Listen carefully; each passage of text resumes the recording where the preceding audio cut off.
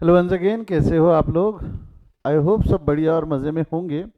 Last class के अंदर में मैंने एक छोटा सा प्रॉब्लम आप सभी को होमवर्क दिया था, प्रॉब्लम नंबर 6। आप में से कितने लोगों ने सॉल्व किया? This was homework in the last class, this was homework in the last class. Come on, raise your hand.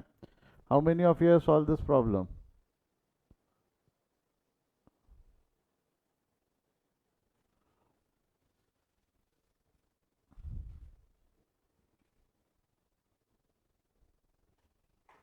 एक जन खाली? बाकी क्लास मैंने डांट लगा देनी है। आपको एक चीज़ समझा रहा हूँ मैं, कॉस्टिंग में आपको क्लास में मैं कितने भी प्रॉब्लम करवा दूँ, आप एक बार खुद से ट्राई नहीं करेंगे तो मज़ा नहीं आएगा आपको, एग्जाम में आपका कॉन्फिडेंस नहीं बढ़ेगा। क्योंकि हम जो भी प्रॉब्लम यहाँ क्लास में प्रैक्टिस कर रहे, एग्जैक्ट वैसे आ जाए चांसेस है। पर मान के चलिए आपकी 4 से 5 क्वेश्चंस ऐसे आने वाले जो शायद आपने कभी प्रैक्टिस ही नहीं किए ना मेरे नोट्स में, जबकि मेरे नोट्स में अराउंड 350 से 400 क्वेश्चंस है। आरटीपी में या पास्ट एग्जाम में इंस्टीट्यूट कुछ ना कुछ नया क्वेश्चन फ्रेम करके दे देती है, इसलिए प्रैक्टिस करते रहो, सॉल्व करते रहो। जब मैं बोलता हूँ आपने होमवर्क किया नहीं किया, you have to do it, you have to do it, option नहीं है आपके पास में। चलिए आइए, ध्यान दीजिए, मैं सॉल्व कर रहा हूँ, सभी का ध्यान चाहिए। एक बच्चे का बोलना है सर थोड़ा जमा नहीं, कोई बात नहीं, बट ट्राई तो करो, पढ़ो तो सही, दिमाग चलाना चालू तो करो। ठीक है, चलिए। The article passes through 5 hand operations as follow, 1 2 3 4 5, 5 अलग अलग प्रोसेस भी बोल सकते, 5 अलग अलग प्रोसेस से वो निकलता है, जिसमें टाइम पर आर्टिकल 15 25 10 30 20 लगते हैं। ग्रेड ऑफ वर्कर्स, 5 अलग अलग प्रकार के ग्रेडिंग हमने कर रखी है सैलरी वगैरह देने के हिसाब से। ए ग्रेड का वर्कर है तो देखो सैलरी भी ज़्यादा है, बी का है तो कम है, सी डी ई के हिसाब से हम सैलरी दे रहे हैं। आगे क्या दिया हुआ है? The factory works 40 hours a week and the production target is 60 dozens per work. अच्छा, पर वीक। एक चीज़ समझना, एक चीज़ समझ लेना, थोड़ी सी गड़बड़ हो सकती है। आपको नहीं लगता यहाँ पे जो टाइम दिया हुआ है ये डजन में दिया हुआ है कि यूनिट में दिया हुआ है? आर्टिकल मतलब सिंगल यूनिट में दिया हुआ है ना टाइम, टाइम जो दिया हुआ है वो सिंगल यूनिट में दिया हुआ है। और यहाँ पे क्या बोल रहा है, हमारे को कितने डजन बनाने हैं, हमारे को कितने डजन बनाने हैं बच्चा बोल? 600 डजन। मेरे को बताओ 600 डजन मतलब कितना हो गया? ये डजन में दिया हुआ है, दोनों में फ़र्क क्या है? यूनिट ऑफ मेजरमेंट सेम नहीं है, यूनिट ऑफ मेजरमेंट यहाँ आर्टिकल है और यहाँ डजन है। तो ऐसे क्वेश्चन में most of the time it is always advisable to convert it, एक कोई भी एक सिंगल यूनिट में कन्वर्ट कर लो, कोई भी एक सिंगल यूनिट में कन्वर्ट कर लो। अब सर किस में कन्वर्ट करे और किसको कन्वर्ट करे? मतलब सर मैं यूनिट्स जो डजन में है, यानी जो डजन में है उसको यूनिट्स में कन्वर्ट कर लूँ, जो डजन में है उसको सिंगल यूनिट में कन्वर्ट कर लूँ, या जो आर्टिकल यूनिट्स में है उसको डजन में कन्वर्ट कर लूँ? मैं आपसे पूछना चाहूँगा क्या कन्वर्जन करना पड़ेगा, क्या कन्वर्जन करना पड़ेगा? इसको डजन में कन्वर्ट करना पड़ेगा, इसको डजन में कन्वर्ट करना पड़ेगा, कि इसको यूनिट्स में कन्वर्ट करना पड़ेगा? क्या लगता है आपको? नहीं लगता है डजन्स को यूनिट में करना पड़ेगा? डजन को यूनिट में क्यों? क्योंकि डजन 12 का होता है, हमको आदत नहीं होती 12 की यूनिट में काम करने की। इट्स बेटर कि उसको 12 से मल्टीप्लाई करके उसको यूनिट्स में कन्वर्ट कर लो। इट्स बेटर टू उसको 12 से मल्टीप्लाई करके उसको यूनिट्स में कन्वर्ट कर लो। बॉडी में गया था थम्स अप दो, बॉडी में गया था थम्स अप दो। क्लियर है?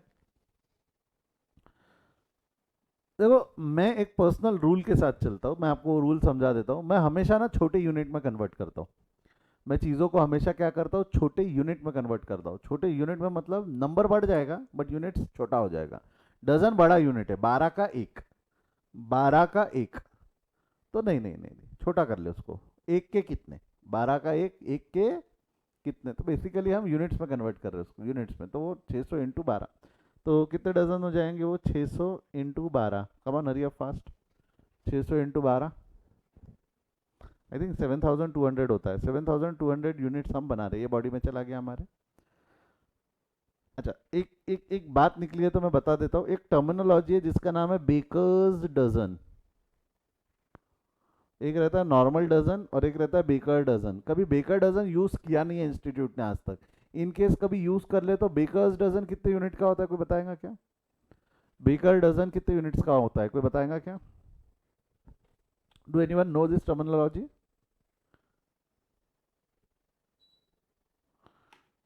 एनीवन? बेकर्स डजन बोलते हैं, बेकर मतलब जो ब्रेड पकाते हैं, दैट बेकर डजन। ये होता है 13 यूनिट का। कितने यूनिट का होता है ये? 13 यूनिट का। वो 12 यूनिट का नहीं होता, 12+1 होता है। बेकर्स डजन कितने का होता है? 13 यूनिट्स का, 12+1। ये क्यों बनाया गया है मैं बताऊँ क्या? पुराने ज़माने में जब भट्टी में ब्रेड बनाई जाती थी, वो कोयले की भट्टी में जब ब्रेड बनाई जाती थी, तो होता क्या था, जो पहला ब्रेड रहता था, पहला लॉट जो ब्रेड का रहता था, वो खराब नहीं बोलेंगे बट वो अलग रहता था, उसका बैच अलग निकलता था। क्यों? क्योंकि पहली पहली बार भट्टी गर्म होती है, तो उसमें थोड़ा मॉइस्चर ज़्यादा रहता था, ठंडा रहता था, मॉइस्चर ज़्यादा रहता था, और वो हल्का सा अलग टेस्ट आता था उसका। खराब नहीं था but it was not usual taste. तो कभी भी क्या होता था, उसका टेस्ट इतना बढ़िया रहता था कि वो डिमांड में रहता था। प्रोडक्ट क्या रहता था? डिमांड में रहता था, लोगों को वो चाहिए रहता था, पहले वो खरीदना चाहते थे। पर बेकर ने क्या देखा, धीरे धीरे देखा, वो बेचे तो भी नाम खराब होता था, किसी को पसंद आता, किसी को पसंद नहीं आता। तो उसने क्या किया कि भाई कोई भी 12 टुकड़े लेने आता था तो 13 टुकड़ा वो पहले बैच का दे देता था, 13 टुकड़ा वो फर्स्ट बैच का दे देता था। तो वहाँ से टर्मिनोलॉजी आया बेकर डजन, कि भाई 12 ही मांग, तूने 1 डजन ब्रेड मांगा, मैंने तेरे को 13 दिए। तूने वो एक बैच का, फर्स्ट बैच का जो रहता था, जिसमें पहली बार भट्टी जब रात भर गर्म ठंडी होती है, और अगले दिन जब भट्टी गर्म चाक करके उसमें जो पहला बैच निकलता था, वो तो वहाँ से टर्मिनोलॉजी आया हुआ है बेकर डजन। आई होप समझा है आपको। इन केस अगर एग्जाम में बेकर डजन लिखा है तो you'll have to multiply it by 13, you'll have to multiply it by 13। Body में गया है तो एक बार थम्स अप दे दो, बॉडी में गया है तो एक बार थम्स अप दे दो। आगे बढ़े। अब ये क्लियर हो गया हमारा कि 7200 यूनिट्स हमने बनाए। Prepare a statement showing each operation and in total number of operations required for labor cost per dozen and total labor cost per week produce the targeted to produce the targeted operate। कुछ नहीं, आप एक काम कर, पहले 12 में निकाल ले, फिर डजन में निकालना कोई दिक्कत का काम नहीं है। तो पहले 12 में तो निकाल, पहले लेबर कितने लगेंगे वो तो 12 यूनिट्स में निकाल तो सही। शुरू करें, शालवी शालवी शालवी, रेडी? कैसे करोगे? टेबल बना लो, क्योंकि ग्रेड अलग अलग है, A B C D E अलग अलग ग्रेड है। उसको चाहिए लेबर कॉस्ट निकालनी है, लेबर कॉस्ट निकाल कर चाहिए, और वो भी कैसी कैसी चाहिए? Labour cost per dozen and total labour cost per week to be produce. तो पर वीक भी निकाल देंगे हम, पर डजन भी निकाल देंगे। पर डजन निकालने के लिए कुछ नहीं, डिवाइडेड बाय 600 कर देना। टोटल कॉस्ट को डिवाइडेड बाय 600 कर दोगे तो पर डजन आ जाएगा। चल आ जा, मैं शुरू कर रहा हूँ, ध्यान दे, मुंडे मुंडे झटको, स्ट्रेट बैठो, कोई भी बातें बकर मस्ती चकलस नहीं करेंगी। चलिए, प्रॉब्लम मेरे साथ सॉल्व करना। प्रॉब्लम नंबर 6, जिन्होंने सॉल्व किया अच्छी बात है, आपका होमवर्क चेक कर लीजिए, जिन्होंने सॉल्व नहीं किया वो मेरे साथ करना। मैं एक टेबल बना रहा हूँ जिसमें हम सबसे पहले लिखेंगे ऑपरेशन 1 2 3 4 5, 5 ऑपरेशन हमने परफॉर्म करने हैं। अब मैं एक चीज़ बताओ, टाइम रिक्वायर्ड कितना दिया हुआ है? 15 आर्टिकल है, हमने कितने यूनिट्स बनाने? 7200 यूनिट्स बनाने। तो यहाँ पे अगले अगले अगले, अगले लाइन में लिख दूँ तो time required 600 dozen, that is 7200 unit. चलेगा? किसी को कोई आपत्ति है तो अभी बोल लो। ये कैसा लाया हमने? इन यूनिट्स लाया हमने। ये टाइम रिक्वायर्ड हम काय में ले रहे हैं? यूनिट्स। चल, अब यहाँ पे क्या करेंगे हम? यहाँ पे क्या करेंगे? सबका देख, 15 मिनट लगते हैं, सोच के देख, दिमाग लगाना हाँ? गड़बड़ मत करना। 15 मिनट, अगेन मिनट में रखना ज़्यादा बेटर है कि it has to be converted into hours, क्योंकि मिनट का यूनिट अनस्टेबल है, 60 मिनट्स का रहता है, एक आर आर का रहता है, बराबर है? यूनिट ज़्यादा बेटर है कि आर, क्योंकि रेट आर में दिए हुए हैं ना, याद? सेम यूनिट पे लाने वाला क्वेश्चन है ये। भाई डजन को हमने यूनिट्स पे लाए, मिनट को हम आर्स में कन्वर्ट करेंगे, और मिनट को आर में कन्वर्ट करने के लिए क्या करना पड़ेगा? सिंपली 15 डिवाइडेड बाई 60, और टोटल 7200 यूनिट्स के लिए कितने घंटे? समझ में आया क्या? 7200 के लिए कितने घंटे? निकालो कितना आता है ये। अगला वाला क्या हो जाएगा? 25 डिवाइडेड बाई 60 इंटू 7200, ये टोटल आवर्स मिल गए तेरे को। एक बार टोटल आवर्स मिल गए, उसको मल्टीप्लाइड बाय रेट कर लेंगे तो तेरे को टोटल रेट मिल जाएगा। टोटल रेट मिल गया तो उसको डिवाइडेड बाय 600 कर लेंगे तो तेरे को डजन के हिसाब से रेट मिल जाएगा। पर डजन कितना हो गया? इतना ही करना था। लेबर कॉस्ट बोले, हाँ कितना आता है? 15 divided by 60 into 7200, this is 1800 hour, 3000 hour, 1200 hour, 3600 hour 2400 hour बॉडी में गया तो हम सब दो, ठीक है। इतने घंटे लगेंगे, इतने घंटे लगेंगे। अब मेरे को एक चीज बता, इतने घंटे तेरे को काम करवाना है तब जाके तेरा काम होगा, okay.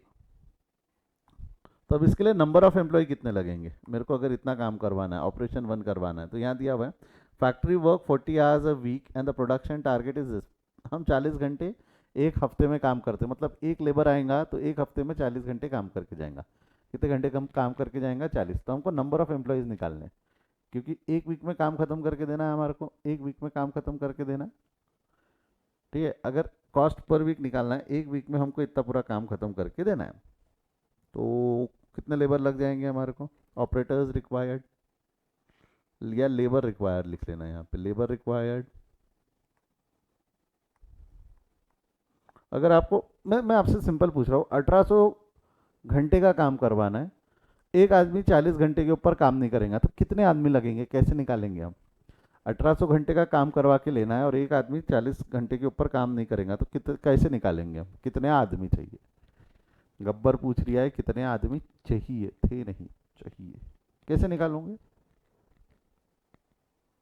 Total hour divided by weeks in hour, बराबर है ना। टोटल घंटे कितने तेरे पास में, 1800 घंटे का काम करवाना है, एक घंटे में एक एम्प्लॉय 40 का काम करेगा, तो सिंपल क्या कर दोगे आप, 1800 डिवाइडेड बाय 40 आर, कितना आता है 1800 डिवाइडेड बाय 40 आर। 45 एम्प्लॉय लगेंगे ए ग्रेड के, A B C D grade भूलना मत, 45 एम्प्लॉय ए ग्रेड के लगेंगे, हाँ थैंक यू, ओके।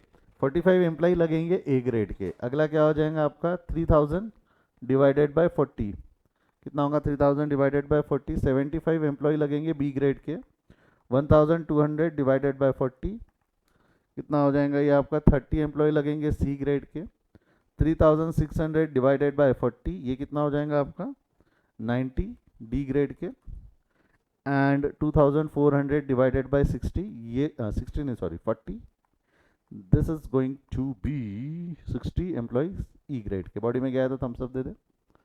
यहाँ से अगर हम आगे बढ़े, यहाँ से अगर हम आगे बढ़े तो हमको नंबर ऑफ एम्प्लॉय पता है, नंबर ऑफ एम्प्लॉय हमको पता है, ठीक है। और हमारे को ये पता है कि रेट पर एम्प्लॉय कितना है, रेट पर कॉस्ट पर एम्प्लॉय कितना है। एक मिनट,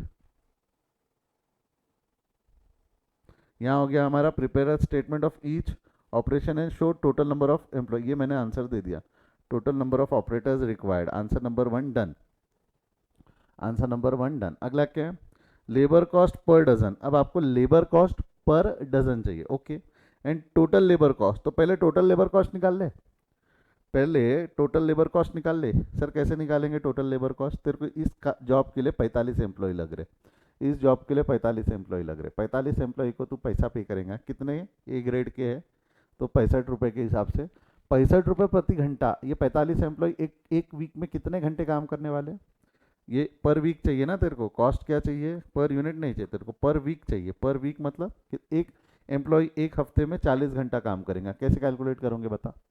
65 रुपये आप देने वाले हो, मैं सारी इन्फॉर्मेशन लिख देता हूँ, उसको 65 रुपये पर आवर दोगे, वो पर वीक में 40 आवर्स काम करेंगे, और नंबर ऑफ एम्प्लॉय तेरे पास 45 है। बोल तो टोटल कॉस्ट पर वीक कितनी निकलेंगी, टोटल कॉस्ट पर वीक कैसे निकालोगे, simple, labour cost per week, yes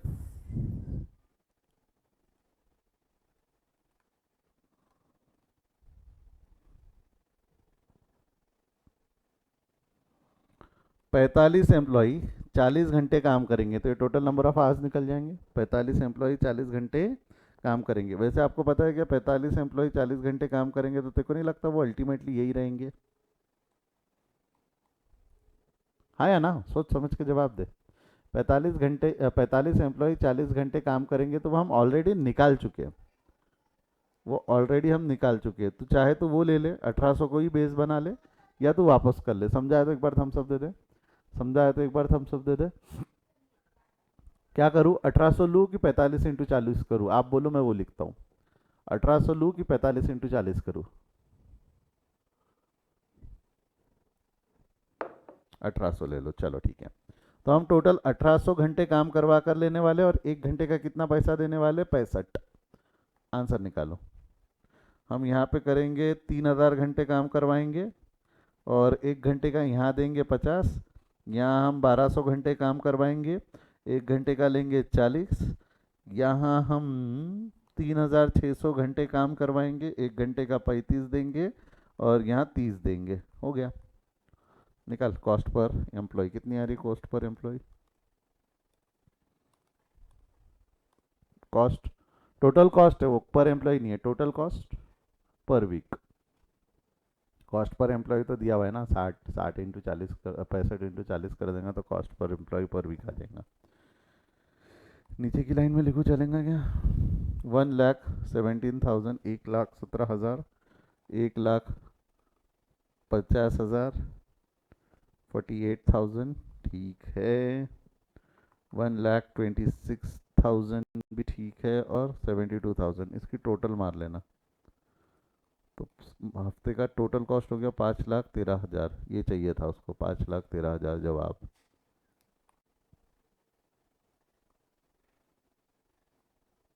next last question, last अब क्या पूछा है उसने?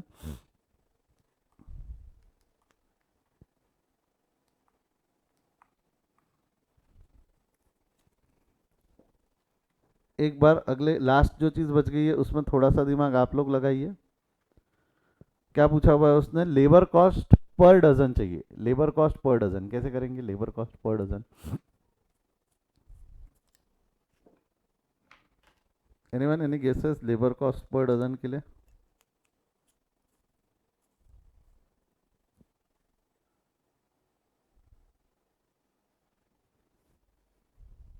Don't you think it will be total cost divided by total dozen? Yes, perfect. Total cost divided by total dozen. लिखो वहाँ पे labour cost per dozen.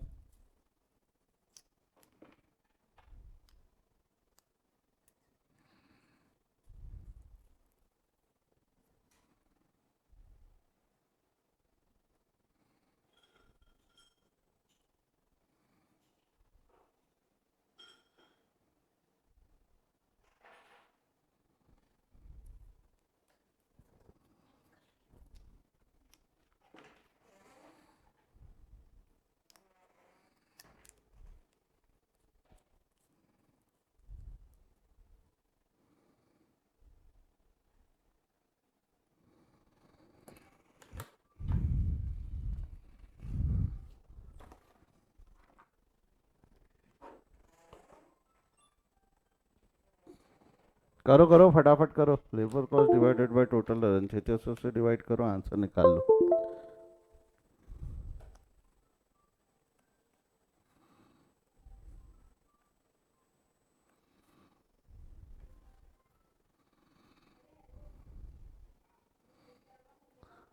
Labour cost per dozen. हाँ, 1,17,000 divided by 600 कितना होता है? 1,17,000 डिवाइडेड बाय 600, वो 600 है, वो 6,000 नहीं है, ठीक है। इसमें एक जीरो कम कर देना। ये हो जाएगा तेरा 1,50,000 डिवाइडेड बाय 600, 48,000 डिवाइडेड बाय 600 और 1,26,000 डिवाइडेड बाय 600 और 72,000 डिवाइडेड बाय 600। कर तो कितना आता है आंसर? जवाब दे, जनता जवाब मांगती है। पहले का आंसर आता है, आपका बोलना है सर पहले का आंसर है 195। ओके 195। दूसरे का 250। Okay yes. अगला यटी यटी यटी। आप कांस्टेंट फंक्शन यूज करते आता है क्या आप लोगों को? Constant function, how many of you know how to use constant function? Raise your hand. आज टाइम है मेरे पास थोड़ा, बताओ क्या नहीं आता? चलो मैं बताता हूँ, ये लिख लो पहले, ये लिख लो। थोड़ी सी चर्चा कर लेंगे हम कांस्टेंट फंक्शन पे, तब तक इसको फटाफट लिख लो। लिख के हो जाए तो चैट में डन डाल देना ताकि हम आगे बढ़े।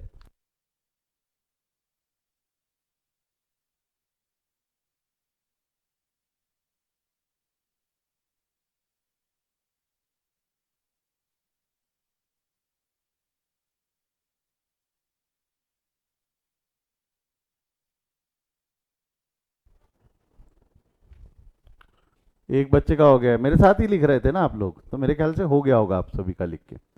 Guys now we are going to learn constant function. कौन सा फंक्शन समझा रहा हूँ मैं आपको? कैल्सी समझा रहा हूँ, जो आपने फाउंडेशन में भी सीखा होगा। कितने लोगों को ईमानदारी से बोल दो कांस्टेंट फंक्शन आता है? Raise your hand. तो थोड़ी स्पीड उस पर निर्भर रहेंगी मेरी। कांस्टेंट फंक्शन एक ही जन, ओ नलायको, बाकी तुमको भी सिखाया था, याद है नहीं शायद तुमको कि उसको कांस्टेंट फंक्शन बोलते। सुन ले, ये मेजरली मल्टीपल और डिवीजन के लिए वापरा जाता है। पहले हम मल्टीपल पे बात कर लेते, कि कांस्टेंट फंक्शन कैसे वापरेंगे। मैं सिंपल एक इक्वेशन लिख रहा हूँ। जैसा मान लो 5 × 2, 3 × 2, 9 × 2, 4 × 2, 8 × 2। तो आपको नहीं लगता यहाँ पे 2 कांस्टेंट है? Yes or no? यहाँ पे 2 कांस्टेंट है। आंसर्स आपको पता है, आप वर्बली भी निकाल सकते हो। इसका आंसर कितना आ जाना है? इसका आंसर आ जाना है 10, 6, 18, 8, 16 बराबर है। एक बार टोटल भी मार ले, एक जीटी भी पढ़ा देता हूँ साथ साथ में। ग्रॉस टोटल करके एक फंक्शन होता है, वो भी पढ़ा देता हूँ। कमान हरिए फास्ट टोटल करिए।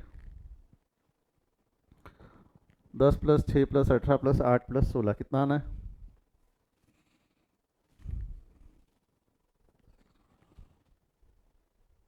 हाँ, डिप्रिसिएशन में पढ़ाया था, याद है याद है। कितना आता है बोलना रे पट से?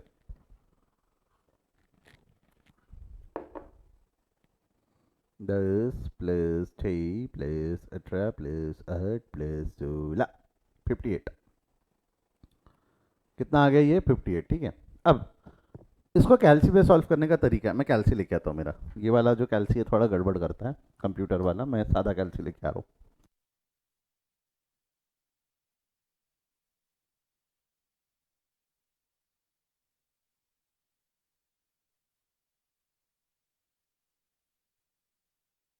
आप लोगों से भी दरखास्त है, आप आपका कैल्सी रेडी रखिए। I am using this calculator, my favourite one. आप लोगों को ये कैलकुलेटर वे मार्केट में नहीं मिलेगा। आपके पास में जे जे, इस मॉडल का नाम JJ120D है, आपके पास MJ120D होगा, दिक्कत नहीं है। चलो एक ही है, कोई दिक्कत नहीं है। शुरू करें। कैल्सी सभी का साथ में चाहिए। 2 अगर कांस्टेंट है तो कैसे परफॉर्म करोगे आप? ठीक है, कैल्सी पे 2 लिखो। आपको नहीं लगता 2 कांस्टेंट है? मल्टीपल फंक्शन में जो भी कांस्टेंट है वो आप पहले लिखते हो, जो भी कांस्टेंट है पहले आप वो लिखते हो। मतलब first of all you are going to write this on the calci का स्क्रीन। उसके बाद क्या करोगे? इंटू का जो साइन है उसको 2 बार दबाओ। इंटू इंटू, एक बार दबाने से भी होता है। कई लोग आर्ग्यूमेंट करेंगे मेरे साथ कि सर एक बार दबाओ तो भी होता है। हाँ, अग्री अग्री। वो 2 बार इसलिए दबाना है क्योंकि अपने डोके को बताना है, अपने दिमाग को बताना है कि हमने 2 को कांस्टेंट किया है। 2 बार इसलिए दबाने बोल रहा हूँ ताकि वो हमारे ब्रेन में सिग्नल जाए कि हमने 2 को कांस्टेंट किया है। तो इंटू इंटू 2 बार दबा देना। ठीक है, 2 बार दबा, 10 बार दबा, कोई फर्क नहीं पड़ता। मैं 2 बार दबा रहा हूँ। एक बार दबाया तो भी काम चलता है। पहले डिस्क्लेमर दे रहा हूँ, कमेंट में लिखना नहीं। यूट्यूब वाले कमेंट में लिखेंगे सर एक बार दबाओ तो भी होता है, मेरे को भी मालूम है। मैं 2 बार इसलिए दबाने लगा रहा हूँ ताकि हमारी दिमाग को पता चले कि हमने 2 को कांस्टेंट किया हुआ है। ठीक है, इंटू इंटू कर दिया। अब क्या करना? सिर्फ 5 = दबा। देख दबा, 5 = कितना आ गया? 10 आ गया। 5 = 10 आ गया, हाँ या ना? ये आ गया 10। डन। ये तो सर वैसे ही निकल जाता था, 5 × 2 करते थे तो भी आंसर आता था। I agree, I totally agree with you. अगला, अब तेरे को क्या करना है? 3 × 2। 2 को तू ऑलरेडी कांस्टेंट कर चुका है, 2 को तू ऑलरेडी कांस्टेंट कर चुका है। अब सिर्फ तेरे को क्या करना है? तेरे को सिर्फ 3 दबाना है। 3 दबा और = दबा। आ रहा है क्या? 6। 3 दबा, दबा। आ गया क्या 6? बोल हाँ या ना? अब क्या करना है? तेरे को सिर्फ 9 दबाना है। 9 आ गया क्या? 18 दिख रहा है? आ गया 18। 4 आ गया 8। 8 आ गया 16। समझाए क्या कैसे करते? समझाए तो थम्स अप दे। समझाए तो थम्स अप दे। Come on hurry up fast. समझाए तो थम्स अप दे। कोई दिक्कत नहीं है यहाँ तक? आगे बढ़ू यहाँ से? आगे बढ़ू? अब जो मैं कहने वाला हूँ ध्यान से सुनना। अब जो मैं कहने वाला हूँ, आपने साथ साथ में इसकी टोटल भी निकाली ना, 58 है। अब आप अगर टोटल निकालना चाहते हो तो अभी भी कैल्सी पे निकाल सकते हो, एक बटन दबा के। आपकी कैल्सी पे एक छोटू सा जीटी का बटन होगा कहीं तो भी। ये दिख रहा है क्या जीटी का बटन? गो टू नहीं, जिन कैल्सी पे गो टू का बटन है वो अलग है, जीटी का बटन अलग है। देखो मैंने ये जीटी का बटन दबा दिया, 58 हो गया। क्या हुआ? जैसे ही हमने जीटी का बटन दबाया आ गया क्या आंसर 58। जीटी का मतलब होता है ग्रैंड टोटल। आपने जितनी बार इज इक्वल टू दबाया है ना, 5 इज इक्वल टू दबाया था तो 10 आया, 3 इज इक्वल टू दबाया तो 6 आया, 9 इज इक्वल टू दबाया तो 18 आया था, 4 इज इक्वल टू दबाया तो 8 आया था, 8 इज इक्वल टू दबाया तो 16 आया था। तो जितनी भी बार आपने इज इक्वल टू दबाया उसके बाद की वो टोटल ले लेता है, उसके बाद की वो टोटल ले लेता है। बॉडी में गया है तो थम्स अप दे दे बच्चा, बॉडी में गया है तो थम्स अप दे दे। आई होप क्लियर है सभी को।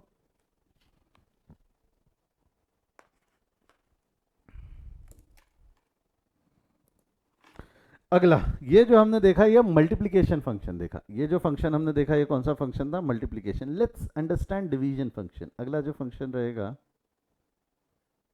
अगला फंक्शन है हमारा डिवीजन। अब हम जब डिवीजन फंक्शन परफॉर्म करेंगे, ध्यान दे, डिवीजन फंक्शन जब परफॉर्म करेंगे, ले लेते कुछ इक्वेशंस ले लेते again. 8 divided by 2, 8 divided by 2, 12 divided by 2, 10 divided by 2, 18 divided by 2 और 6 डिवाइडेड बाय 2। आंसर्स पता है आप लोगों को, एक बार मेरे को आंसर्स बता दो क्या आएंगे आंसर्स। इसका आंसर आएगा 4, इसका आंसर आएगा 6, इसका आंसर आएगा 5, इसका आंसर आएगा 9 और इसका आंसर आएगा 3। टोटल मार इसकी, टोटल मार फटाफट।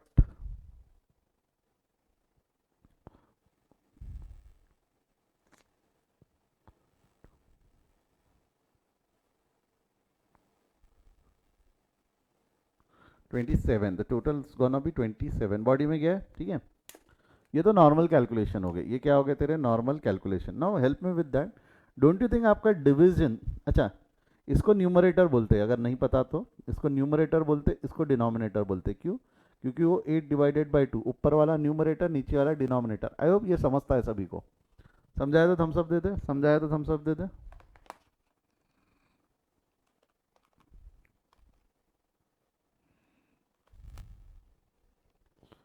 यहाँ पर डिनोमिनेटर कांस्टेंट है, यहाँ पे क्या कांस्टेंट है, denominator. Constant function in divisible applicable तभी है जब डिनोमिनेटर कांस्टेंट है। कांस्टेंट फंक्शन कब एप्लीकेबल रहेगा, जब डिनोमिनेटर कांस्टेंट है, जब डिनोमिनेटर कांस्टेंट है। बॉडी में क्या है तुम सब दे, कैसे करोगे, चला जा ध्यान दे, मैं जो बोल रहा हूँ वैसा परफॉर्म करते जा, ठीक है। मल्टीप्लिकेशन में कांस्टेंट पहले लिखा था हमने, मल्टीप्लिकेशन में कांस्टेंट पहले लिखा था। डिवीजन में हम कांस्टेंट बाद में लिखते हैं, डिवीजन में हम कांस्टेंट बाद में लिखते हैं। मतलब कैसा, 8 कैलसी पे लिख, 8 डिवाइड 2 इज इक्वल टू, अब हमने यहाँ पे डिनोमिनेटर को कांस्टेंट किया है, 2 इज कांस्टेंट, 8 इज नॉट, दो कांस्टेंट है। क्या 8 डिवाइडेड बाई 2 आया, क्या आंसर 4 आया, 8 डिवाइडेड बाई 2 आंसर 4 आया, ठीक है।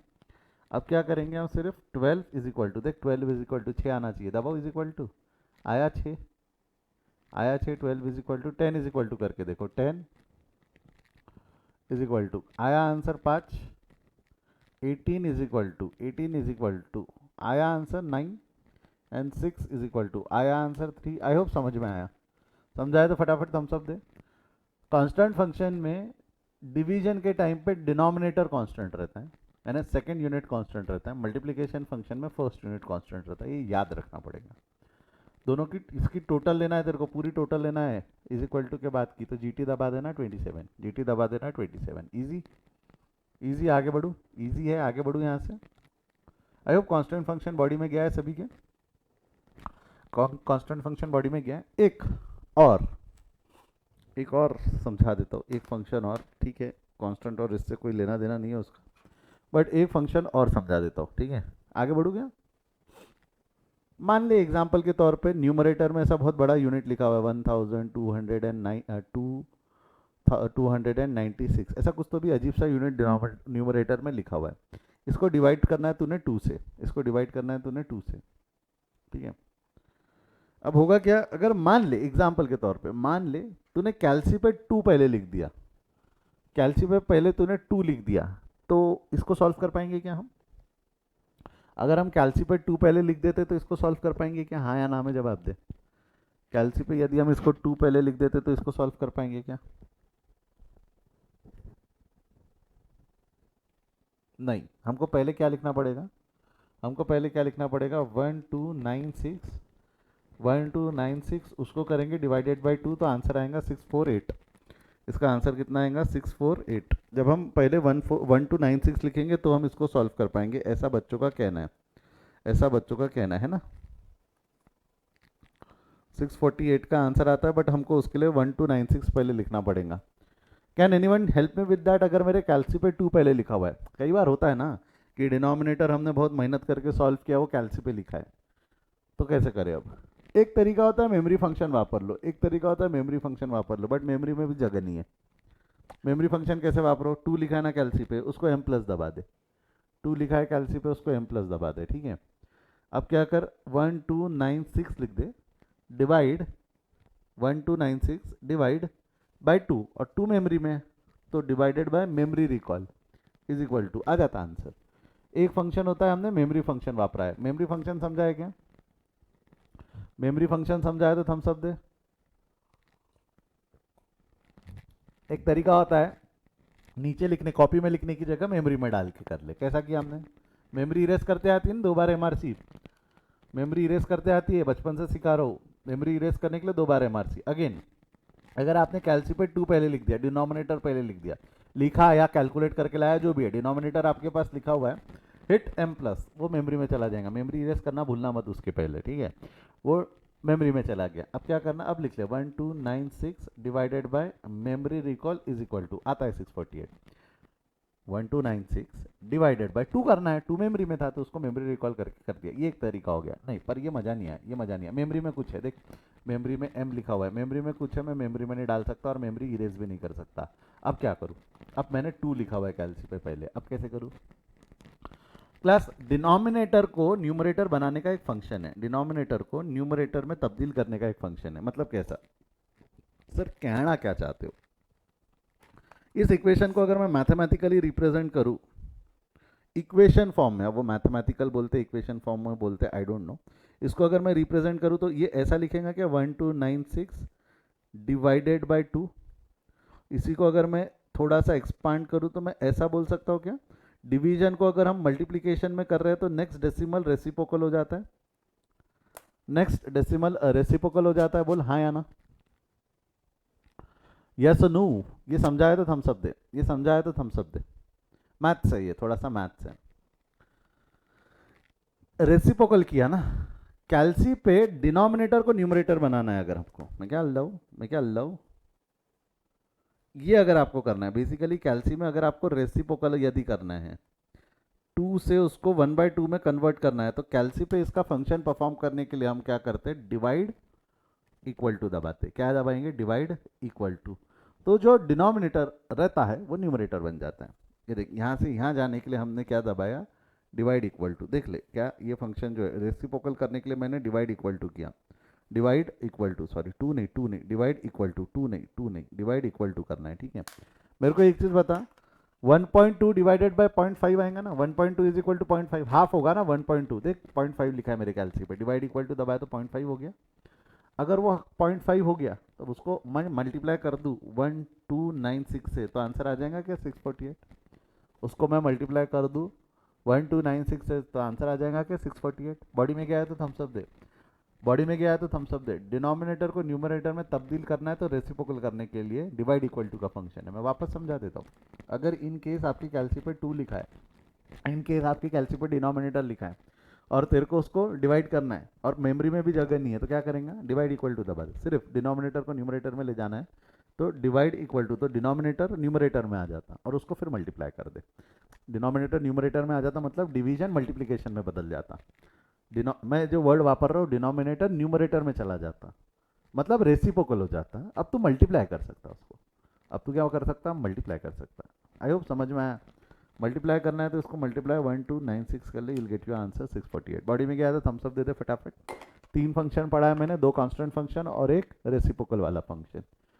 ये वीडियो मैं यूट्यूब पे भी अपलोड कर दूंगा यहाँ से कट करके। जो यूट्यूब पे देख रहे हैं मज़ा आया तो वीडियो लाइक करना, दोस्तों के साथ शेयर करना, चैनल पे नए होंगे तो सब्सक्राइब भी कर लेना। इतना पोर्शन में काट के डाल देगा तुम्हारे लिए यूट्यूब पे, ठीक है। चलिए आगे बढ़ते यहाँ से। आई होप ये फंक्शन क्लियर है सभी को, कोई दिक्कत नहीं है। हम हमारे टॉपिक पे आ जाए, बुडगेट। हमारे टॉपिक पे आ जाए बुडगेट। हम जो पढ़ रहे थे उस पे आ जाते हम। ये हो गया हमारा प्रॉब्लम नंबर 6। अच्छा, ये क्यों पढ़ाया मैंने, कांस्टेंट फंक्शन क्यों पढ़ाया, कांस्टेंट फंक्शन क्यों पढ़ाया, ठीक है। कांस्टेंट फंक्शन, आपको नहीं लगता ये वाले क्वेश्चन में हम कांस्टेंट फंक्शन वापर सकते थे। यहाँ पे जो ये था देख, division bye 600, division bye 600, division bye 600, division bye 600, division bye 600। Can I use constant function? एक बार ट्राई कर लेते क्या कांस्टेंट फंक्शन वापरने का, एक बार ट्राई करते क्या कांस्टेंट फंक्शन वापरने का, क्या बोलती पब्लिक, हाँ या ना। जब आपको इतना, ये जो है ना डिवीजन कांस्टेंट है, यहाँ पे डिवीजन कांस्टेंट है, तो कैसा करोगे, 1,17,000 divide divide 600 is equal to, ऐसे ही करोगे ना, करके देखो अभी। हाँ, 1,17,000 divide divide 600 is equal to कितना आ गया, 195। 600 कांस्टेंट है, 1,50,000 इज इक्वल टू आया क्या 250। 48,000 इज इक्वल टू आया क्या 80। 1,26,000 आया क्या 210। 72,000 इज इक्वल टू आया क्या 120। जीटी दबा देना, जीटी दबा दिया तो टोटल भी आ जाती। कितनी आ रही है टोटल, 855। टोटल कितनी आ रही है उसकी, 855। बॉडी में क्या है तो थम्स अप दे दे। तो आपको नहीं लगता क्या जीटी, अगर मैंने कांस्टेंट फंक्शन वापरा रहता तो मेरे कैलकुलेशन थोड़े फास्ट हो गए रहते। और कॉस्टिंग में बहुत काम आते हैं ये सब फंक्शंस, कॉस्टिंग में बहुत काम आएंगे।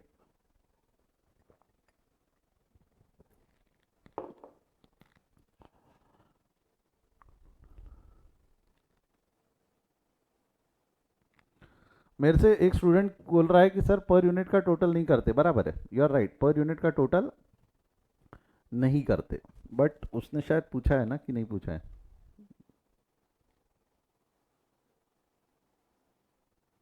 नहीं पूछा ही नहीं है, ये नहीं करो, टोटल मत करो, पर यूनिट की टोटल नहीं करते, you are right, per unit की टोटल नहीं करते। चलो यहाँ तक क्लियर है, कोई दिक्कत नहीं है। वो तो फंक्शन समझाते समझाते भाव उसमें भय गया था मैं, इसलिए मैंने टोटल मार दिया था। पर यूनिट की टोटल नहीं करते, ठीक है। दैट्स गुड कि you are attentive in the class. आगे बढ़ो के अगले क्वेश्चन पे। Last topic of the chapter, last topic of the chapter छोटा ही है, मैंने डे 1 पे ही बोला था चैप्टर छोटा ही है, इसमें आप खुद का भी दिमाग लगाते रहना पड़ेगा। जितने क्वेश्चंस मैंने करा दिए, आरटीपी भी सॉल्व करते रहना। आरटीपी आप लोगों ने रूल बना के रखना है, जब भी हमारा जो चैप्टर खत्म हो गया उसके पिछले 4 एग्जाम की आरटीपी सॉल्व करके रख लेंगे हम, उसके 4 एग्जाम की आरटीपी हम सॉल्व करके रख लेंगे। क्लियर है, बॉडी में गया तो हम सब दो, उसके 4 एग्जाम की आरटीपी हम सॉल्व करके रख लेंगे, ये याद रखना, ये प्रैक्टिस बना लो। चलिए,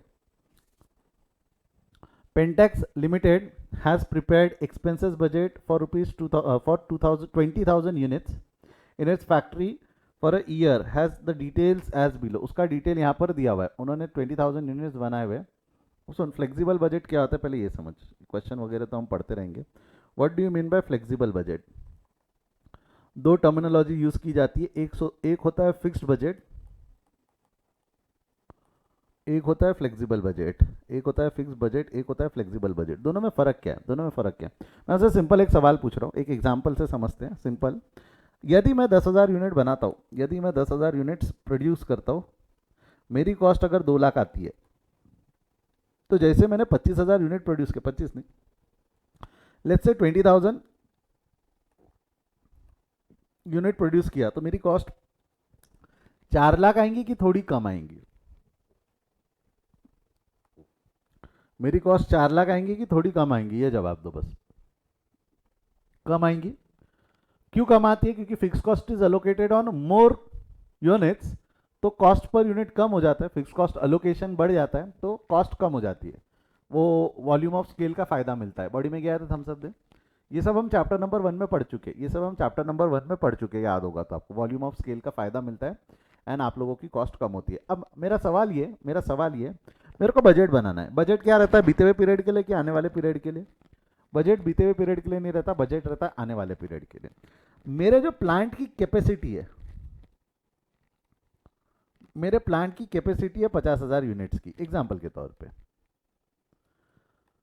अब मेरे को लगता है कि मैं 30,000 का ही माल बेचूंगा, मेरे को लगता है मैं 30,000 यूनिट का माल बेचूंगा, तो मैं क्या करूंगा, 30,000 यूनिट की कॉस्ट निकाल लूंगा। 30,000 यूनिट की cost, variable cost, fixed cost, semi variable cost, काम खत्म।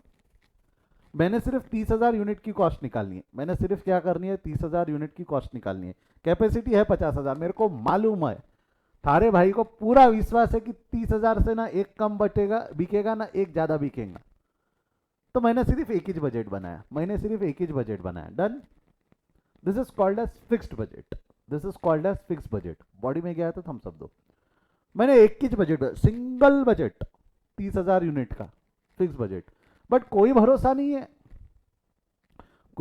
नहीं है, बिकने गया तो शायद माल 40,000 तक भी बिक जाए, 50,000 तक भी बिक जाए, नहीं बिका तो शायद 25,000 भी ना बिके। हमको नहीं पता माल कितना बिकेगा, लगता है 30,000 बिक सकता है, बट 50,000 भी बिक सकता है, 40 भी बिक सकता है, 25 भी बिक सकता है। ये ज्यादा प्रैक्टिकल सिचुएशन है ना? क्या ये ज्यादा प्रैक्टिकल सिचुएशन लग रहा है या नहीं लग रहा है? बोल हाँ या ना, ये सुनो। ये तो देखो आगे पता चलेगा कि तेरा कितना माल बिकेगा, ये देखो आगे पता चलेगा कि कितना माल बिकेगा, बराबर है। अब ऐसे टाइम पे क्या करे, कुछ मत कर, मल्टीपल कॉलम्स बना ले। कॉस्ट वही लेना है तेरे को, variable cost, fix cost, semi variable cost. Multiple units का कॉलम बना ले और चारों अलग अलग कैलकुलेट कर, चारों को क्या कर तू अलग अलग कैलकुलेट कर, and together all of them will be called as flexible budget. This will be called as your flexible budget sheet. Why this is called as flexible budget? तेरे पास सारी चीजें नजरों के सामने हैं। 20,000 25,000 यूनिट रहा तो ये बना ले, ये वाले कॉलम कंपेयर कर ले, 50,000 यूनिट रहा ये कंपेयर कर ले, 40 रहा वो कंपेयर कर ले, 30 रहा वो कंपेयर कर ले, तो सारा इंफॉर्मेशन तेरे पास है। You are flexible while taking decision. तेरे को अगर यहाँ पे देखना है तो ऐसा कर ले, ये करना है ये, तो यहाँ पे डिसीजन लेना फास्ट हो जाता है। तो मैं ऐसा बोलूँ तो चलेगा कि flexible budget is a combination of multiple mix budget, flexible budget is a combination of multiple mixed budget. अगर मैं सिर्फ 25,000 यूनिट को ध्यान में रखते हुए एक ही कॉलम बनाता तो मैं उसको फिक्स बजट बोलता, वहाँ मल्टीपल कॉलम बन गए तो हम उसको फ्लेक्सिबल बजट बोल रहे हैं। समझाए तो थम्स अप दे, सिर्फ 30,000 यूनिट का कॉलम था तो वो फिक्स था, और वहीं मैंने 3 कॉलम और एक्स्ट्रा के जोड़ दिए तो वो मल्टीपल कॉलम बन गए, तो ये बन गया flexible budget. This is the difference between flexible budget and fix budget. Clear है? Flexible budget and fix budget का फर्क क्लियर है सभी को? आगे बढ़ू यहाँ से। मेजरली फिक्स बजट जो बनाया जाता है, हम एक्विजिशंस के लिए बनाते हैं। एक्विजिशन मतलब जैसा अगर मेरे को कोई प्लांट खरीदना है, पता है ये एक ही खरीदना है, 2 भी खरीद सकता, 3 भी खरीद सकता, ऐसा नहीं होता ना। मेरे को गाड़ी खरीदना है, आपके घर में आपको व्हीकल खरीदना है, आपको पता है एक ही व्हीकल की रिक्वायरमेंट है, 2 भी हो सकती, 3 भी हो सकती, ऐसा होने वाला है क्या? फिक्स वो कैपिटल एक्सपेंडिचर है, तो कैपिटल एक्सपेंडिचर पता होता है, उसमें बहुत ज्यादा फ्लक्चुएशन के चांसेस नहीं होते। तो कैपिटल एक्सपेंडिचर की कॉस्ट निकालने के लिए we majorly prepare fix budget. But वहीं नॉन कैपिटल एक्सपेंडिचर, उसके अलावा सेल कितना हो सकता है, variable cost, manufacturing overhead, machinery cost, labour cost, ये सब के लिए हम क्या बनाते हैं? Flexible budget. आई होप कब क्या वापरा जाता है, दोनों में से कौन सा अच्छा कौन सा बुरा, मैं किसी को अच्छा बुरा नहीं बोल रहा। हमको चाहिए क्या, उसके हिसाब से निर्भर करता है कि हम कौन सा बजट बनाएंगे, समझा है तो थम्स अप दे। जिन बच्चों ने मेरे साथ मार्जिनल कॉस्टिंग पढ़ा है, आपको अगर याद होगा तो मार्जिनल कॉस्टिंग में हमने एक जगह बनाया था फ्लेक्सिबल बजट, मल्टीपल कॉलम बनाए थे, 30, 60, 90, याद है क्या? 30, 60, 90 के ऐसे कॉलम बनाए थे हमने, हाँ या ना? दिखाओ क्या, कहीं तो भी बनाए थे हमने, अब याद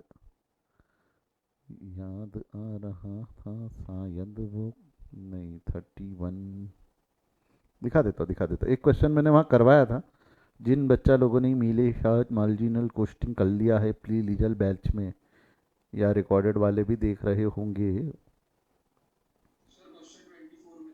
क्वेश्चन 24 में था, गुड शाबाश। क्वेश्चन 24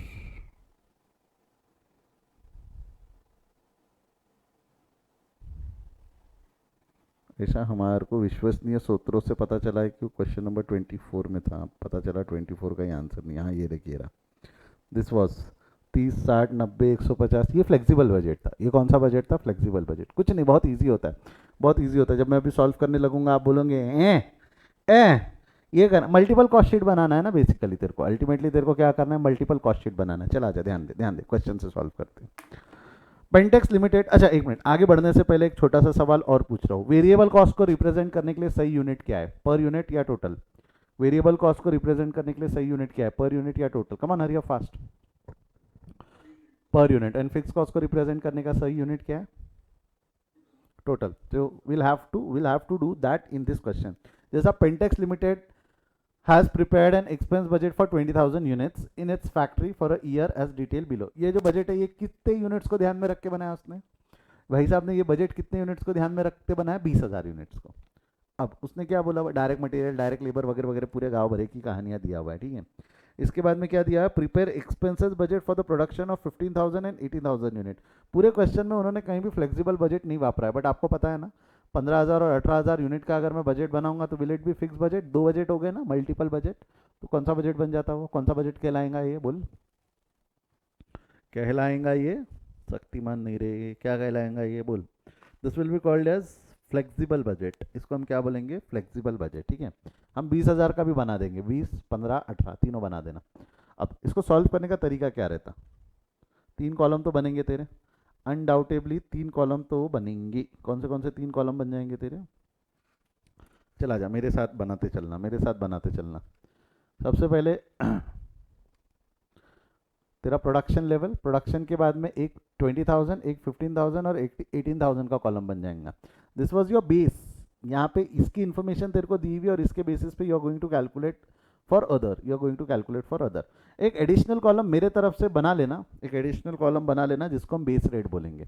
बेस रेट में अपन यहाँ वेरिएबल कॉस्ट, फिक्स कॉस्ट के रेट लिख लेंगे। वेरिएबल कॉस्ट, फिक्स कॉस्ट के रेट पर, variable cost per unit, fix cost total. समझा क्या?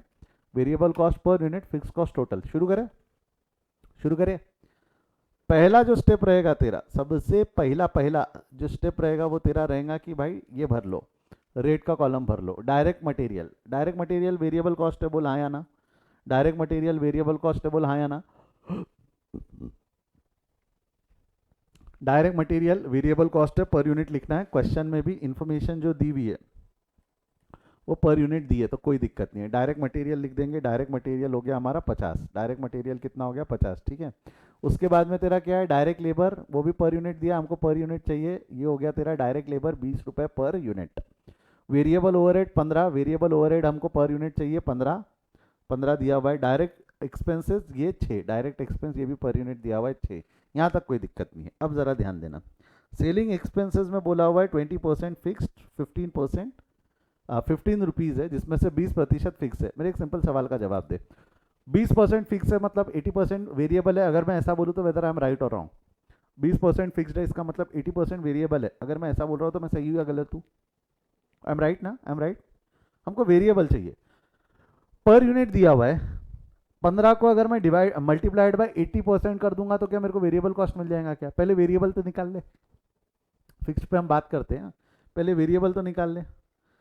सेलिंग एक्सपेंसेस अगर मेरे को वेरिएबल निकालना है तो अगर मैं सिर्फ सीधा 15 इंटू 80% कर दूँ, 15 इंटू 80% कर दूँ तो 12 रुपये पर यूनिट मेरा वेरिएबल कॉस्ट आता है। ये समझाया तो एक बार थम्स अप दे दे, ये समझाया तो एक बार थम्स अप दे दे, ठीक है। 12 रुपये का कॉस्ट मेरा वेरिएबल आता है, 12 रुपये का कॉस्ट मेरा वेरिएबल आता है। Now what about fixed cost? Can anyone help me with that? Fix cost कैसे निकालेंगे हम? फिक्स कॉस्ट कैसे निकालेंगे? मैं ऐसा करूँ क्या, 15 इंटू 20% कर दूँ तो हो गया क्या मेरा फिक्स कॉस्ट? अगर मैं ऐसा लिखता हूँ, if I am writing like this 15 rupees into 20%, तो whether I will be right or wrong? 15 into 20%, will this be a right way to write it? Come on, yes or no? Chat में answer चाहिए अपने को भाई। अपने class में जो शांत बैठता अपन उसको डांट देंगे क्या? रहने दो ना सर, आप डांटोगे, डांट सकते हैं हम? No, that will be wrong ना, दैट विल बी रॉन्ग। अगर आप उसको 15 इंटू 20% करोगे तो रॉन्ग रहेगा। क्यों रॉन्ग रहेगा?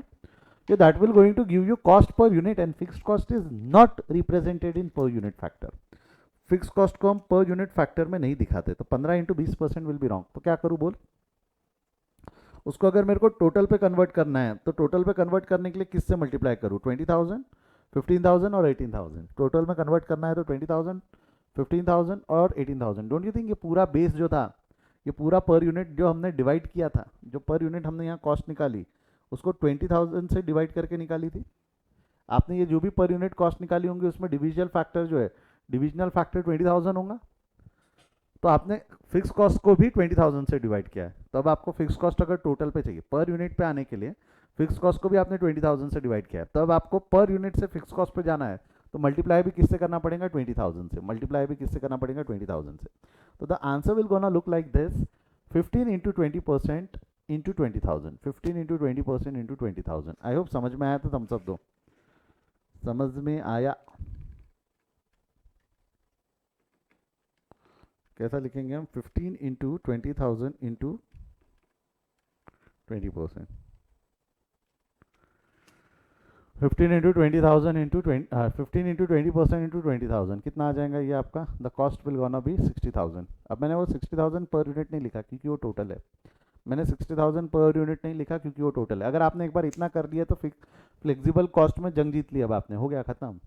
अगर आपको semi variable cost, I am saying this is semi variable ना, 20% फिक्स्ड है, 80% वेरिएबल है, अगर आप सेमी वेरिएबल कॉस्ट को सेग्रीगेट कर सकते हो गया काम, अब दिक्कत नहीं है। फैक्ट्री एक्सपेंसेस 7 रुपये, अगेन 7 रुपये पर यूनिट है, तो हम पर यूनिट नहीं दिखाएंगे because it is fixed, factory expenses fixed है, तो कन्वर्ट करेंगे तो कितना हो जाएगा, don't you think 20,000 into 7 will be the right answer. समझाया तो थम्स अप दे फटाफट, समझाया तो थम्स अप दे, हाँ या ना। कॉस्टिंग डिफिकल्ट है बोलते हैं उसके बाद बच्चे, है ना। अगला, अरे डिफिकल्ट कॉस्टिंग नहीं होता, हम उसको बना देते बोल बोल के, इजी है इजी है। एडमिनिस्ट्रेटिव एक्सपेंसेस अगेन 100% फिक्स, तो एडमिनिस्ट्रेटिव एक्सपेंसेस कितना हो जाएगा तेरा 20,000 इंटू 4 80,000। डिस्ट्रीब्यूशन एक्सपेंसेस 85% वेरिएबल है, 12 का 85% निकालो, डिस्ट्रीब्यूशन 12 का 85 वेरिएबल पहले निकाल लेना। वेरिएबल कैसा निकालेंगे हम, 12 इंटू 85% ना, simple 12 into 85%, that's it. 12 into 85%, your answer will gonna be 10.20 per unit. और 85 अगर वेरिएबल है तो 15 फिक्स्ड हो जाएगा, 15 फिक्स्ड हो जाएगा तो 12 into 15% into multiplication factor will be 20,000, क्योंकि 20,000 को बेस लेके लिया हुआ था हमने यानी क्वेश्चन में खुद इंस्टीट्यूट ने लिया हुआ था वैसा। बॉडी में क्या है तो थम्स अप दे दे बेटा। कैलकुलेशन सभी को क्लियर है, कोई भी डाउट नहीं है तो थम्स अप चाहिए, थम्स हमका चाहिए थम्स अप। चलिए आगे बढ़ते हैं हम।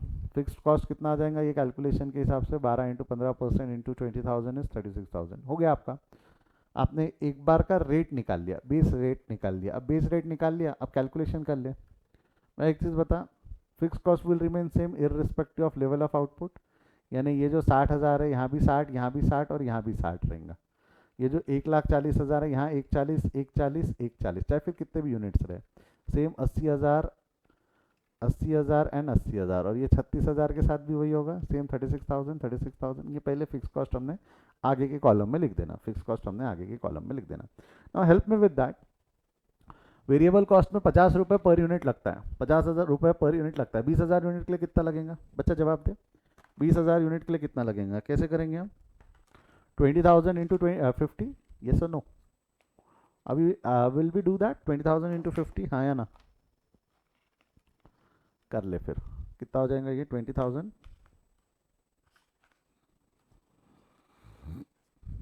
20,000 into 50, that's gonna be 10 lakhs। Constant function, can we use constant function now, can we use constant function, 20,000 constant रहेगा ना, 20,000 इंटू इंटू लिख कैलसी पे पट से, 20,000 into into 20 is equal to कर, 20 इज इक्वल टू, यानी पहले एक काम कर, एसी दबा, 20,000 into into 50 is equal to लिख ले कैलसी पे, टोटल भी मार लेंगे हाथों हाथ।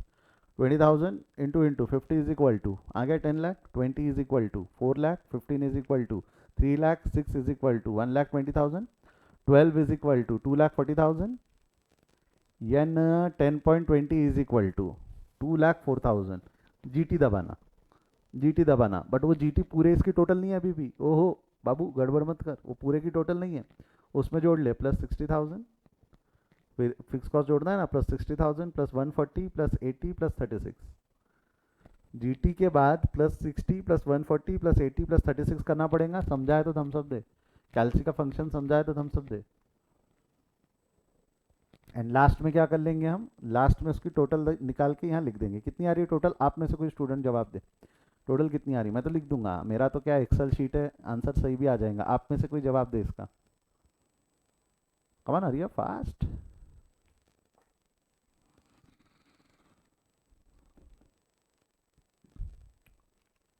25,80,000 आती है। पता नहीं कुछ बच्चे मेरे को कुछ तो भलता ही आंसर दे रहे हो।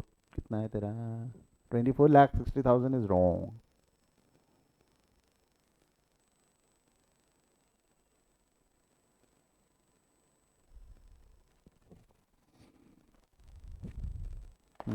25,80,000 इज राइट।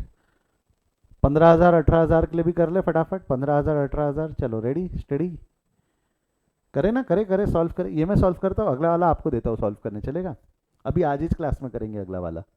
मैं कर रहा हूँ सॉल्व, ध्यान दे। 15,000 into into 50 is equal to 20 is equal to 15 is equal to 6 is equal to 12 is equal to and 10.20 is equal to G T plus fix cost. Fix cost में क्या क्या है? 60,000, 1,40,000, 80,000 और 36,000। यहाँ से देख लेना, अगर नहीं समझता है तो रेट में लिखा हुआ है, बेस रेट में 60,000, 1,40,000, 80 और 36। कितना हो जाएगा तेरा? 20,14,000। 20,14,000, ठीक है। And the last one will B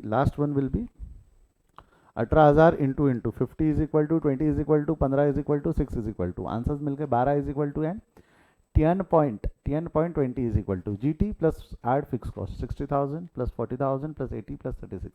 your answer will be 23,53,600। समझाया तो एक बार लास्ट थम्स अप दे दो। अगला क्वेश्चन मैं अभी आपसे सॉल्व करवाऊंगा। समझाया सभी को? क्लियर है? Flexible budget. और वहीं अगर मैंने सिंगल कॉलम का बनाया रहता तो फिक्स बजट हो जाता। वो क्या हो जाता? Fix budget. थ्योरी के लिए ध्यान रखना। ये देवदत्त पीयूष बेटा कोई डाउट है? देवदत्त पीयूष कोई डाउट है?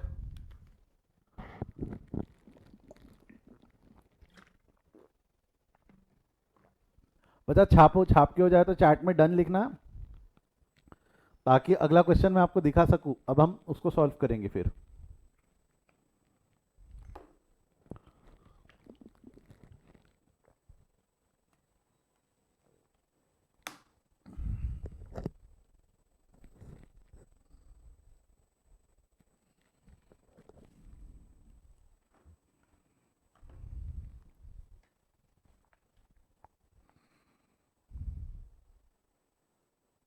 हेलो, जल्दी करो फटाफट सॉल्व।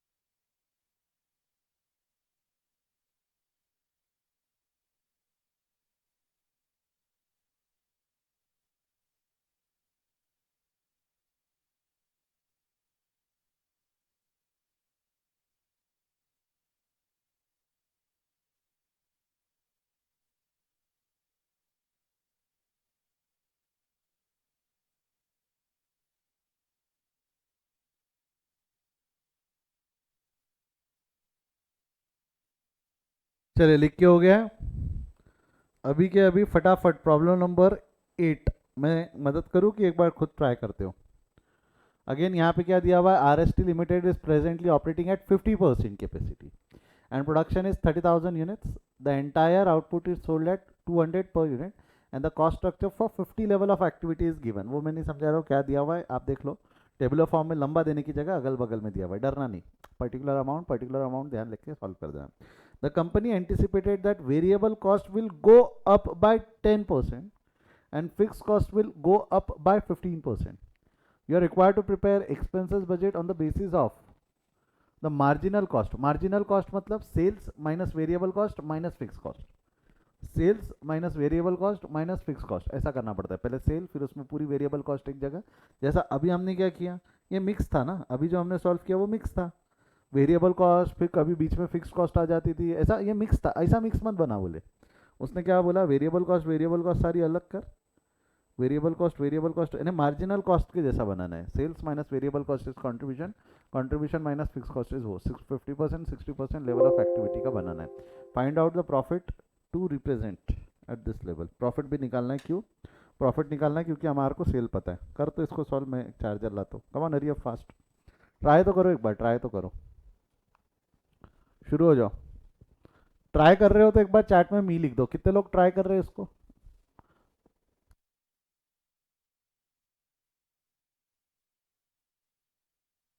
करो करो, सभी लोग कर रहे हैं, करो फटाफट ट्राई करो।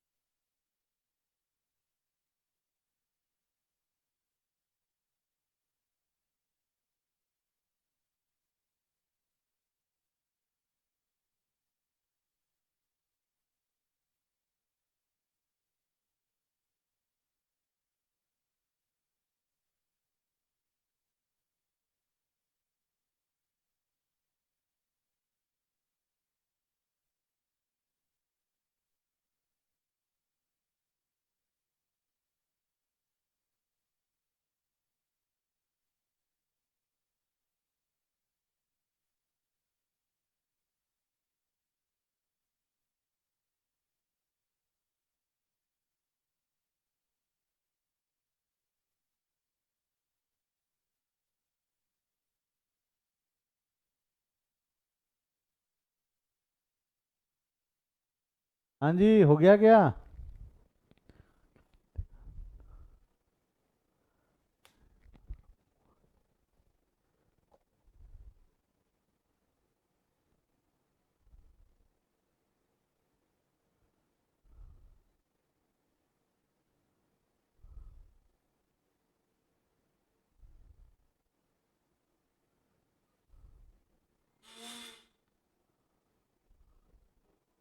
2 मिनट सर, करो, हो जाए तो एक बार चैट में डन लिखना।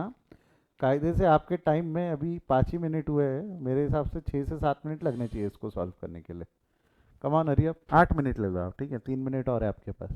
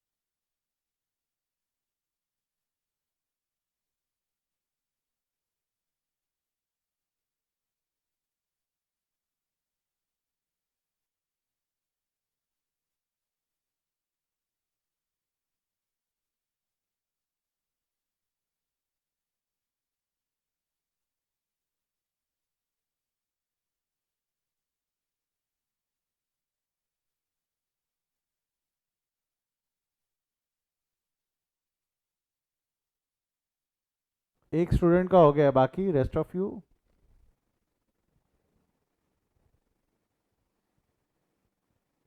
लास्ट 1 मिनट है, जल्दी करो।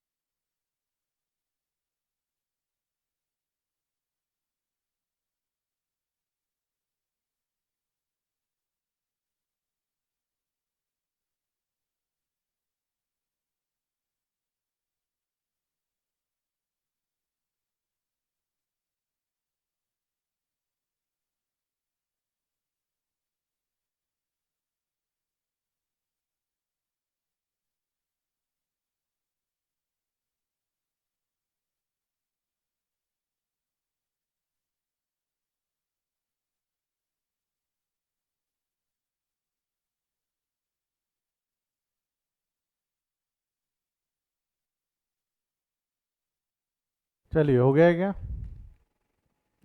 मैं सॉल्व कर रहा हूँ, ध्यान दो भी। इजी क्वेश्चन था, बहुत डिफिकल्ट नहीं, बस मार्जिनल कॉस्ट शीट के फॉर्मेट में आपने गड़बड़ की होगी ज़्यादा से ज़्यादा, उसके अलावा तो कुछ लगता नहीं है कि गड़बड़ होने का चांस या स्कोप था। कैसा हो जाएगा आपका? सबसे पहले पर्टिकुलर मार्जिनल कॉस्टिंग के फॉर्मेट में आ जाएगा, सेल्स क्वांटिटी इन यूनिट ले लेना, सेलिंग प्राइस पर यूनिट से सॉल्व करेंगे हम। सेलिंग प्राइस पर यूनिट आप टोटल पे भी ले सकते हो, मैं पर यूनिट से चलूंगा। मार्जिनल कॉस्टिंग में हमने देखा था कि पर यूनिट ले लेने का, वेरिएबल कॉस्ट और सेल्स का, इससे तेरे को क्या होता है, कंट्रीब्यूशन मिल जाता है। क्या मिल जाता है तेरे को? Contribution per unit. इससे जितने भी डायरेक्ट है वो ले लेना। चला जाए, एक बार बेस रेट निकाल लेते, बेस रेट। बच्चा दे, जवाब दे। बेस रेट क्या क्या है तेरा? सेल्स दिया होगा कहीं ना कहीं, सबसे ऊपर वाली लाइन में दिया हुआ था, selling price per unit was 200 पर, ये रहा। सेलिंग प्राइस पर यूनिट 200 रुपये, तो बेस रेट में लिख देंगे हम 200। वेरिएबल ओवरहेड, अब वेरिएबल ओवरहेड की पूरी लिस्ट है, वेरिएबल ओवरहेड की लिस्ट है। सबसे पहला direct material 75 per unit, direct wages 25 rupees per unit, variable overhead again 25 rupees per unit. एक मिनट, हाँ ठीक है, डायरेक्ट एक्सपेंस पहले लिख दिया। फिर वेरिएबल ओवरहेड 15 रुपये पर यूनिट, आप ऊपर नीचे कर सकते, कोई दिक्कत नहीं है वहाँ पे। फैक्ट्री एक्सपेंसेस में अगर हम देखेंगे तो 25% फिक्स्ड है। इफ 25% इज फिक्स्ड, इसका मतलब क्या है, 75% इज वेरिएबल। तो फैक्ट्री एक्सपेंसेस में हम 20,000 इंटू 75% यानी 15 रुपये लिख दूँ अगर, तो चलेगा? चला, समझाए तो थम्स अप दो, समझाए तो थम्स अप दो। हाँ या ना? नेक्स्ट, फैक्ट्री एक्सपेंसेस के बाद selling and distribution expenses 80% variable है, और 10 इंटू 80%, ये हो गया 8। And office and admin expenses में 100% फिक्स है, तो यहाँ पे ऑफिस एंड एडमिन एक्सपेंस आएगा नहीं, सब टोटल ले ले। वेरिएबल एक्सपेंस की टोटल कितनी आ जाएंगी तेरी, वेरिएबल एक्सपेंस की टोटल जो आएंगी वो आएंगी, अब यहाँ ज़रूरत नहीं है, लिखना है तो लिख सकते हैं टोटल। अब ध्यान दे, यहाँ से कंट्रीब्यूशन आ जाएगा तेरा 2 - 3 से कंट्रीब्यूशन आ जाएगा ना, selling price per unit minus variable का, चल लिख ही लेना यहाँ पे एक बार, इज इक्वल टू सम, ये हो गया 163, 200 - 163, तेरा contribution per unit will be, तेरा contribution per unit will be 37, ठीक है। अब यहाँ से अगला जो लेगा तो फिक्स्ड ओवरहेड्स लेगा। अब ज़रा ध्यान देना मैं क्या बोल रहा हूँ, प्लीज़ ध्यान देना उस पर। फिक्स्ड ओवरहेड के लिए क्या करेंगे हम, फैक्ट्री एक्सपेंसेस है 25%, है ना, फैक्ट्री एक्सपेंसेस इज 25%, तो कैसे निकालेंगे, anyone any guesses, anyone any guesses. देखो ऐसा नहीं लगता कि इसका कैलकुलेशन हम कुछ इस तरीके से कर सकते हैं, आई एम जस्ट आस्किंग, ठीक है, आपने बताना सही है या गलत है। फैक्ट्री एक्सपेंसेस का कैलकुलेशन क्या हम ऐसा कर सकते हैं क्या। बेसिकली तेरा टोटल नंबर ऑफ यूनिट्स जिस पे इसको बेस लेकर हमने बनाया होगा ये 30,000 है, टोटल नंबर ऑफ यूनिट जिसको बेस लेकर हमने बनाया होगा 30,000 है। फैक्ट्री एक्सपेंसेस 20%, 20 रुपये पर यूनिट है, तो 20 रुपये इंटू 25% इंटू 30,000, सही है क्या, बोल हाँ या ना, बोल यस और नो।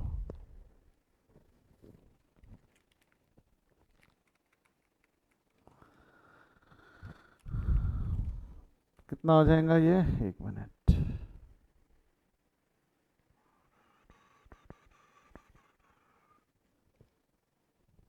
ये सही है क्या, 30,000, 20 इंटू 25% इंटू 30,000, 20 इंटू 25% इंटू 30,000, बोल yes or no.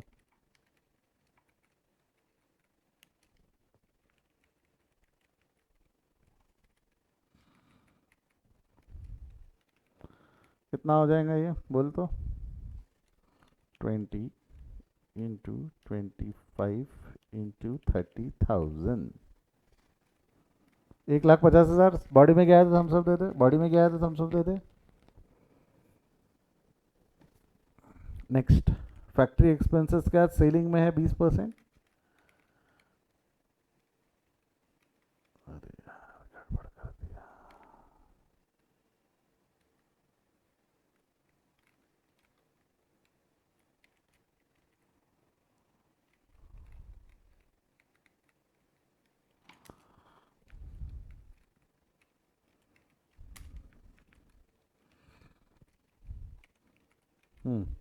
Selling and distribution expenses, selling and distribution expenses कितना है, 20% फिक्स्ड होगा ना, तो 10 इंटू 20% इंटू 30,000, 30,000 क्यों बेस ले रहा हो ये समझ रहा है ना, क्योंकि जो क्वेश्चन में इंफॉर्मेशन दी हुई है वो 30,000 को बेस लेकर दी हुई है, वो किसको बेस लेकर दी हुई है, 30,000,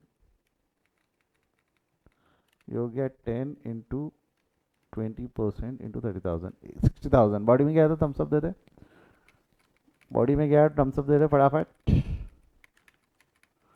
ये हो गया बी। सी, सी क्या हो जाएगा, ऑफिस एंड एडमिन, ये 5 रुपये पर यूनिट है, तो 5 रुपये पर यूनिट कैसा कर लोगे, सीधा सीधा 5 इंटू 30,000 कर लूँ तो आंसर आ जाएगा क्या, 5 इंटू 30,000 कर लूँ तो आंसर आ जाएगा क्या, बोल हाँ या ना।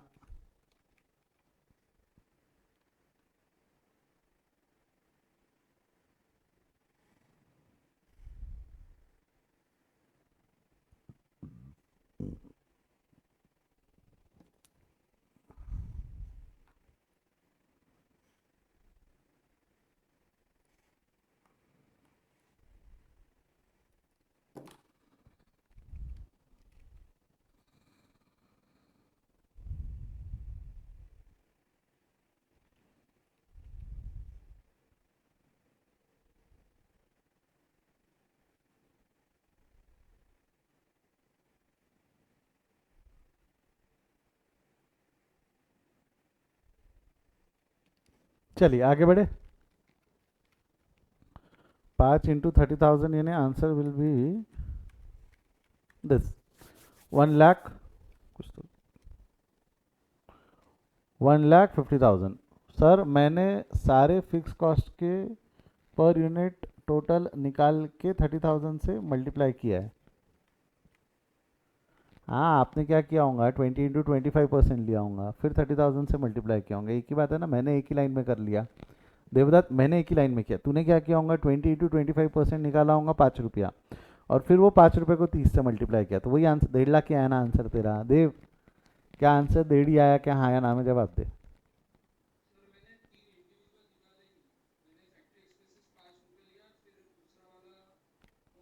नहीं, ऐसा मत कर, ऐसा मत कर, ऐसा मत कर। You have to give breakup, you have to give breakup.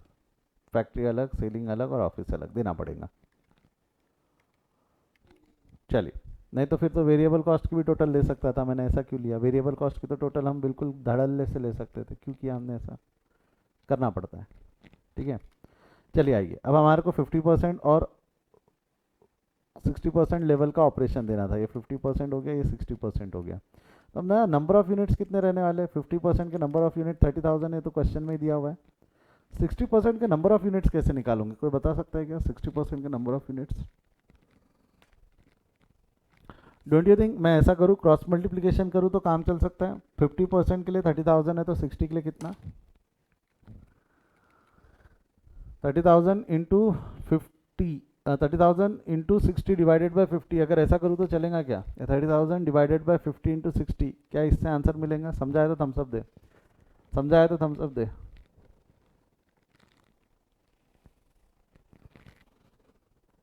Piyush, जो आपने इक्वेशन लिखा है वो गलत है। 30,000 इंटू 100 डिवाइडेड बाई 60 गलत है, वो 30,000 इंटू 60 डिवाइडेड बाई 50 होना चाहिए, ठीक है।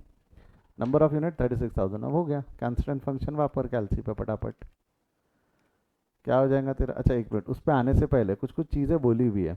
The company anticipated that the variable cost will go up by 10% and fix cost will go up by 15%। तो पहले तो वेरिएबल कॉस्ट 10% से बढ़ जाएंगी तेरी। वेरिएबल कॉस्ट 10% से बढ़ के कितना हो जाएगा? ये 82.50, ठीक है। ये 200 ही रहने वाला है। 25 + 10% 27.50, 15 + 10% 25 + 10% 15 + 10%, और 8 + 10% टोटल वेरिएबल कॉस्ट। ये सारा कैलकुलेशन पर यूनिट है बेटा, ये सारा कैलकुलेशन तेरा क्या है? Per unit. तो पहले पर, क्योंकि मार्जिनल कॉस्टिंग में we can do per unit, ये हमने मार्जिनल कॉस्टिंग पढ़ते वक्त पढ़ा था कि भाई हम पर यूनिट कैलकुलेशन कर सकते हैं। तो ये तेरा पर यूनिट कैलकुलेशन है, ये पर यूनिट है, ये पर यूनिट है। तो basically sales per unit and variable cost per unit will going to give you contribution per unit. निकाल ले कंट्रीब्यूशन पर यूनिट, 20 रुपये आ गए, 20 रुपये 70 पैसे। अब तेरे को अगर टोटल कंट्रीब्यूशन चाहिए, तेरे को यदि टोटल कंट्रीब्यूशन चाहिए तो क्या कर? Simply simply contribution per unit, क्या बोल रहा हूँ मैं, contribution per unit multiplied by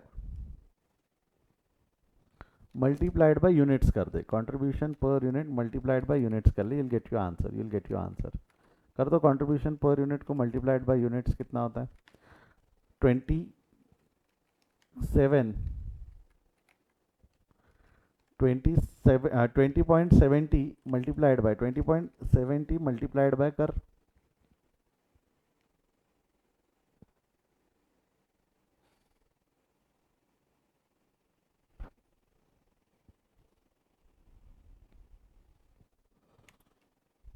your answer will gonna be 6,21,000। Body में क्या आया था? हम सब दे 30,000 इंटू 20.70, 30,000 इंटू 20.70, 6,21,000। अब फिक्स्ड ओवरहेड्स जो है, फिक्स्ड ओवरहेड्स की कहानी अलग बयां कर रही है। फिक्स्ड ओवरहेड्स क्या बोल रहे हैं? फिक्स्ड ओवरहेड्स को हमको विल गो अप बाय 15%, तो 1.5 लाख है तेरे। Don't you think fixed overhead 1.5 lakh है? 1.5 लाख प्लस ये इक्वेशन तो वही हो गया ना आपका पूरा। 30,000 इंटू 20 × 25% की जगह अगर हम यहाँ लिख दें अभी 1.5 लाख प्लस 15%, कितना हो जाएगा? 1.5 लाख प्लस 15%, 1,72,500। बॉडी में गया तो हम सब दे दे Bodhi.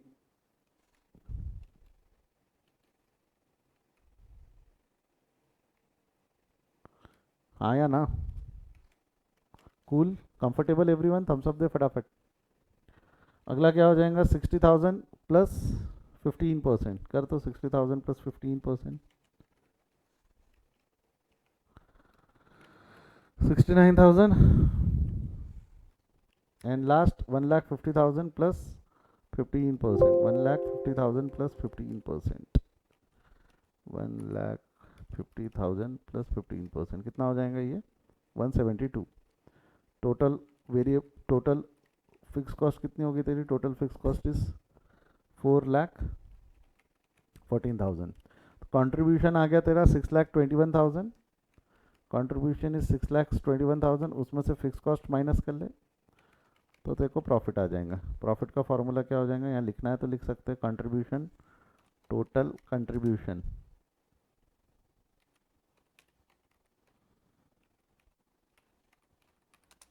Minus fix cost, that will B 2,07,000। Body में गया है, थम्स अप दे दे फटाफट। बॉडी में गया है तो थम्स अप दे दे। अगला इसका 36,000 का निकालो, ये सेम रहेगा ना? 282, 27, 16, 27, 16, ये यहाँ तक पूरा सेम ही रहने वाला है, क्योंकि पूरे इसके लिए 60% के लिए हमको इंक्रीज को ध्यान में रखते हुए करना है। कंट्रीब्यूशन पर यूनिट कितना हो जाएगा तेरा? Contribution per unit will be again 20.70, 20.70 multiplied by 36,000, 7,45,200। Factory expenses 172, 69, 1,72,500। Total fix cost is 4,14,000, 7,45,200 minus 4,14,000 कर लोगे तो प्रॉफिट आ जाएगा। ले छाप ले। कितने लोगों ने इसको सही किया था? Raise your hand. अच्छा पीयूष, पहले तो डाउट पूछ ले, तेरा डाउट क्या है बच्चा?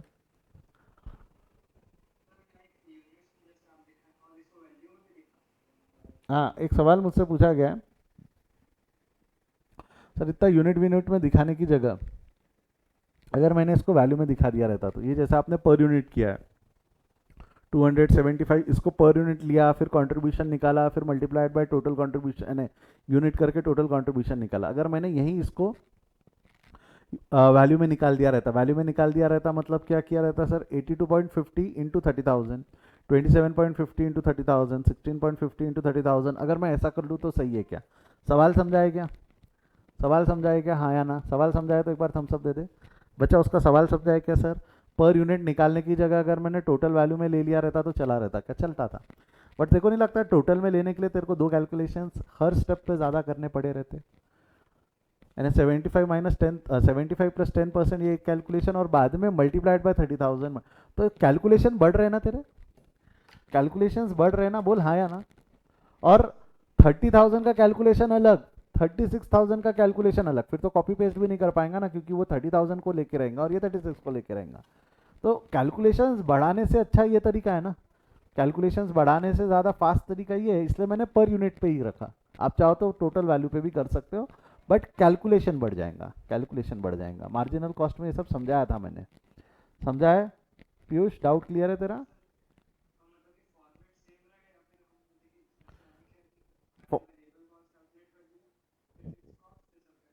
हाँ चलता है। देखो वेरिएबल कॉस्ट पहले रखना है, फिक्स कॉस्ट बाद में रखना है, क्योंकि ये मार्जिनल कॉस्ट का फॉर्मेट है। मार्जिनल कॉस्ट का फॉर्मेट ऐसा है, मतलब सेल पहले, फिर वेरिएबल कॉस्ट, फिर फिक्स कॉस्ट और फिर प्रॉफिट, ये मार्जिनल कॉस्ट के फॉर्मेट में। ये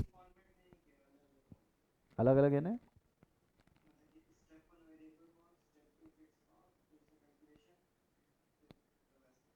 अच्छा फिर वापस वेरिएबल कॉस्ट, फिर फिक्स कॉस्ट, फिर वेरिएबल कॉस्ट, फिक्स कॉस्ट, ऐसा मिक्स किया है ना?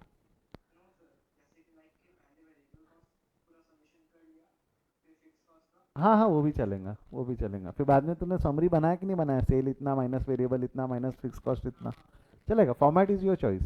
बस यही ध्यान रखना, एग्जाम में ज़्यादा फॉर्मेट फॉर्मेट के चक्कर में समय भी बचाना है, ऐसा नहीं कि बस लंबा ही लंबा चले जा रहे। चलिए, और कोई डाउट है? देव तूने भी हाथ उठाया था, नीचे कर दिया। ठीक है, चलिए छाप लीजिए इसको फटाफट। छाप के हो जाए तो आवाज़ कर देना। हम एक क्वेश्चन और है लास्ट, आज ही खत्म करते ताकि चैप्टर हो जाए हमारा आज।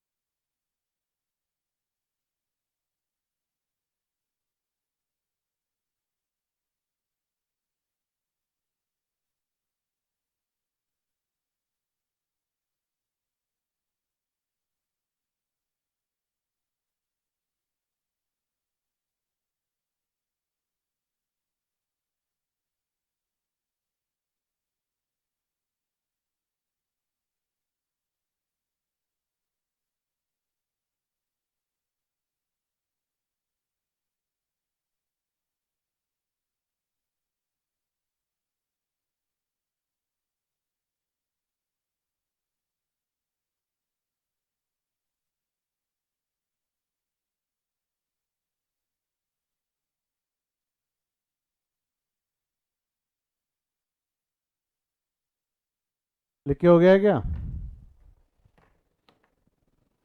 आपने आपके फॉर्मेट में भी रखा है तो कोई दिक्कत नहीं है, एकदम फॉर्मेट चेंज मत करो. Presentation is a matter of choice, ठीक है.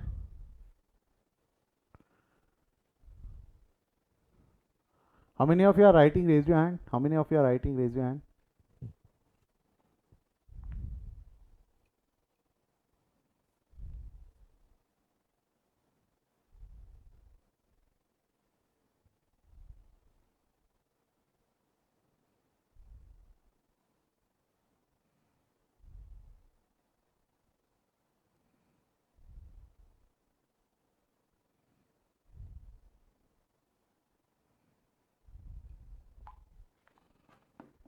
चलिए, कोई नहीं लिख रहा है. सेकंड पार्ट लिख लो इसका. सेकंड पार्ट जो रिकॉर्डेड वाले हैं, सेकंड पार्ट भी देख लो if you want to see into it.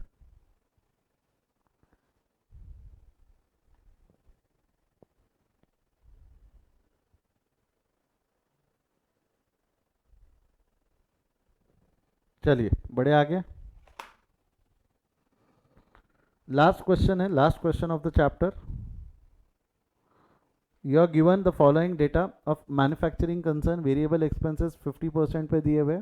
अब यहाँ पर इन्होंने क्या किया हुआ है, मटेरियल लेबर ये पर यूनिट नहीं दिया, अब टोटल में दिए हुए. Semi variable expenses at 50% capacity. Fixed expenses तो फिक्स्ड है, वो 50% रहे कुछ भी रहे. The fixed expenses remain constant for all the level of production. Semi variable expense remain constant between 45 and 65 of the capacity, whereas it increased by 10%. Why they are called as semi variable? Because it will now increased by 10% between 65 to 80% and 20% between 80% and 100% capacity. Sales at various levels are as under 75% पे है. अगर हम बात करें तो 2 करोड़ 40 लाख का cell है. 100% पे अगर हम बात करें तो 3 करोड़ 20 लाख का सेल है. Prepare a flexible budget for 75% and 100%. अब यहाँ पे उन्होंने मार्जिनल वगैरह बोला नहीं है कि मार्जिनल में बनाना है या कॉस्ट शीट में बनाना है, तो हम जैसी चाहे वैसी मचा सकते हैं ना. हम जैसा चाहे वैसा फॉर्मेट ले सकते हैं, हाँ या ना. कर रहे ट्राई एक बार, कर रहे ना ट्राई. थोड़ा सा प्रेशर डालू अब. How many of you would like to try, chat में मी लिखो.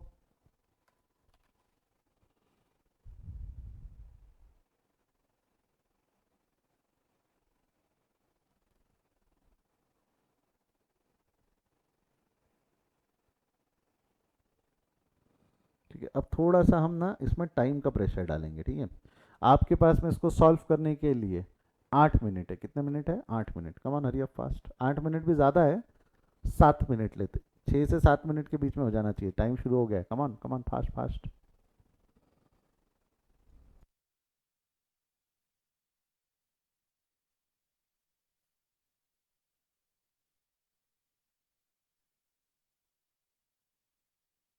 हाँ बच्चा बोल. सुचित कोई डाउट है?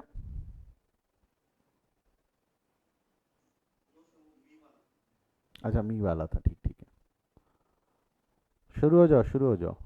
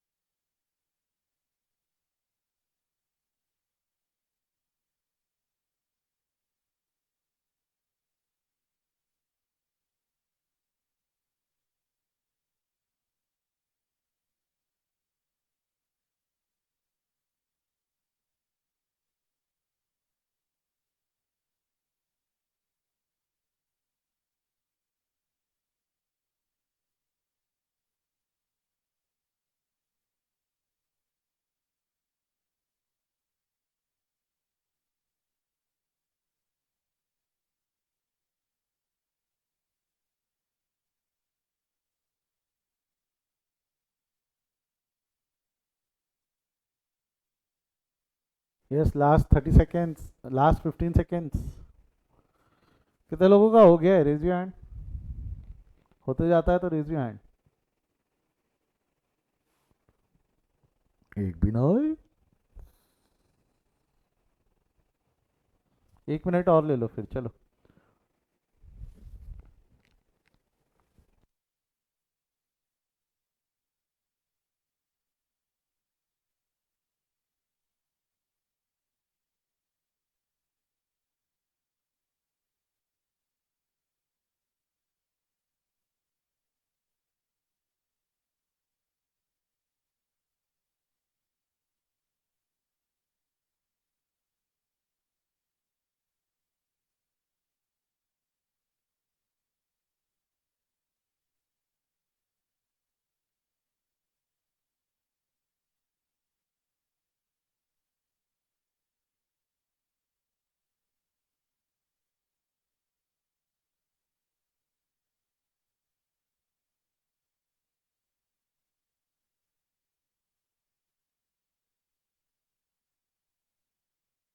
चलिए, हो गया है क्या?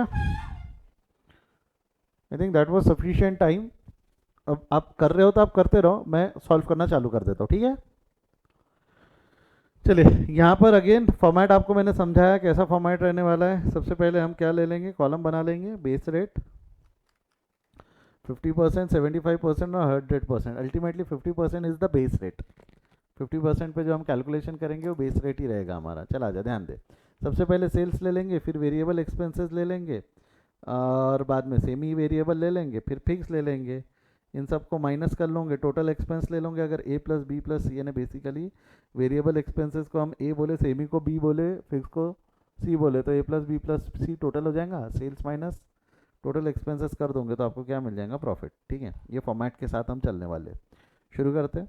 सबसे पहले बता मेरे को, वेरिएबल एक्सपेंसेस जो तेरे को दिए हुए हैं 48 लाख, 51 लाख और 7,60,000, ये 50% कैपेसिटी को ध्यान में रखते हुए दिए हुए हैं।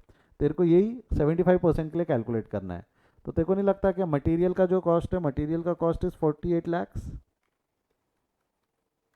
मैंने फिगर्स आर इन लाख कर दिया, ठीक है? फिगर्स को राउंड ऑफ कर दिया लाख में। आप चाहो तो जीरो को इज्जत देना है तो दे सकते हो।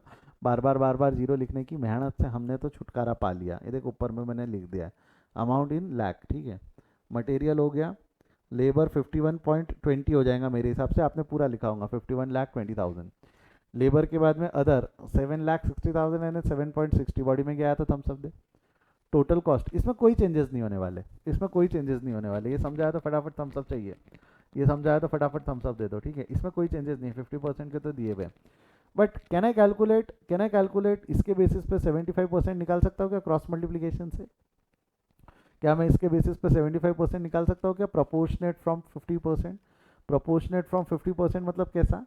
75 into 48 divided by 50। Whether I am right or wrong, समझाया तो थम्स अप दे। 75 मैंने प्रोपोर्शनेट फ्रॉम 50% लिख दिया, इसका मतलब वो हो गया कि we have done the cross multiplication. 75 into 48 divided by 50, 72, 75 into 51.2 divided by 50 and so on. Total ले लेंगे हम। बॉडी में गया है तो थम्स अप दे फटाफट। सेम 100% के लिए 100 into 48 divided by 50, 100 into 51.20 divided by 50, 100 into 7.6 divided by 50। Total will be 21.2 lakh and 2,13,60,000 है वो। फिगर्स आर इन लाख के साथ अगर मैं जाऊँ तो, नहीं तो 213.6। आगे बढ़ू। Now what will happen with semi variable expense? दिए हुए, पहले लिख लूँ क्या सेमी वेरिएबल एक्सपेंस जो दिए हुए 50% के?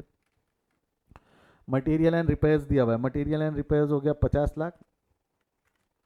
इनडायरेक्ट लेबर हो गए तेरे 19.80, 5 lakh 19.80, 580। Sales and department and sundry expenses 520। Body में गया है तो थम्स अप दे। ये टोटल आ गई तेरी सब बी, टोटल बी बोलेंगे हम इसको। क्या बोलेंगे? बी। क्लियर है? आगे बढ़ू यहाँ से। नेक्स्ट, एक बार तेरी ये आ गई, अब तेरे को क्या निकालना है? 75% और 100% का। उसके लिए नीचे रिलेशन दिया हुआ है, semi variable expenses remain constant between 45 to 65%। तो वो तो हम लिख चुके हैं 50%। But when it increases by 10% between 65 to 80%, तो आपको नहीं लगता 65 से 80% के बीच में यदि 10% की बढ़ोतरी है, 65 से 80% के बीच में 10% की अगर बढ़ोतरी है, 10% की अगर बढ़ोतरी होती है तो 75% स्लैब रेट में आएगा, 75% स्लैब रेट में आएगा। तो डोंट यू थिंक यहाँ पर ये जितने भी तेरे सेमी वेरिएबल एक्सपेंसेस है, जितने भी तेरे सेमी वेरिएबल एक्सपेंसेस है, इसको 10% से बढ़ा देंगे हम। जितने भी सेमी वेरिएबल एक्सपेंसेस है उसको 10% से बढ़ा देंगे। तो 50% लेवल प्लस 10%, यदि मैं ऐसा लिखूँ तो चलेगा क्या? 50% लेवल प्लस 10%, ये सेमी वेरिएबल एक्सपेंस के लिए एक लाइन लिख दूँ तो बार बार कैलकुलेशन लिखने की ज़रूरत नहीं है। समझाया तो थम्स अप दे। बार बार कैलकुलेशन लिखने की ज़रूरत नहीं है। मैं अगर ये लाइन लिख दूँ तो भी मेरा काम चल जाएगा। समझाया तो थम्स अप दे।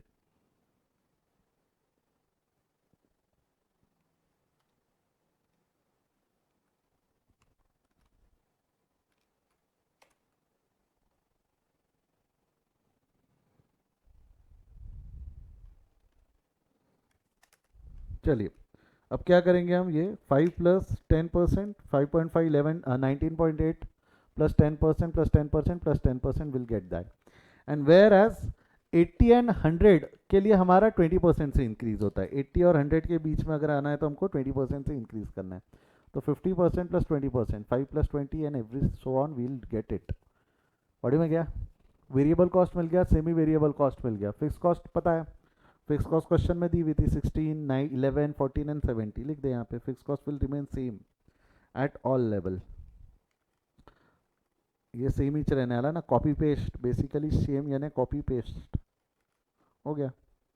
टोटल एक्सपेंसेस ले ले। टोटल एक्सपेंस कैसे ले सकता है तू? टोटल एक्सपेंस के लिए what we are gonna do, इसका प्लस ये टोटल एक्सपेंसेस आ जाएगा, A plus B plus C. It's what,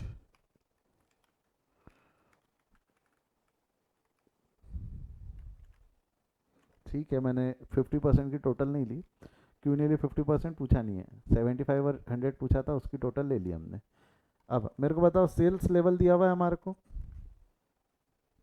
sales दिया हुआ है ना 2 करोड़, प्रॉफिट निकाल सकते हैं। सेल ले जाके ऊपर लिख दो, इसका सेल दिया हुआ है 2 करोड़ 40 लाख, 3 करोड़ 20 लाख। तो अब क्या करेंगे हम, सेल्स माइनस टोटल प्रॉफिट है ना, sales minus total cost. Sales minus total cost कर देंगे तो प्रॉफिट आ जाएगा। पहले केस में लॉस आ रहा है ऐसा लग रहा है मुझको, पहले केस में लॉस आ रहा है, प्रॉफिट नहीं आ रहा है, लॉस आ रहा है 11,38,000 का, और दूसरे केस में प्रॉफिट आ रहा है 3,64,000 का। बॉडी में क्या आया तो थम्स अप दे दे, बॉडी में क्या आया तो थम्स अप दे दे।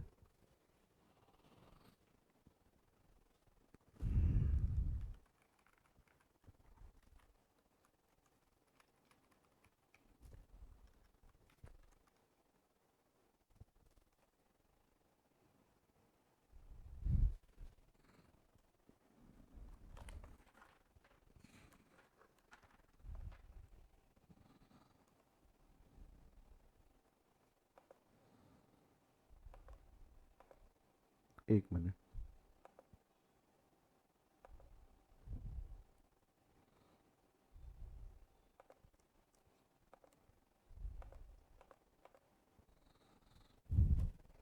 कोई डाउट है किसी को?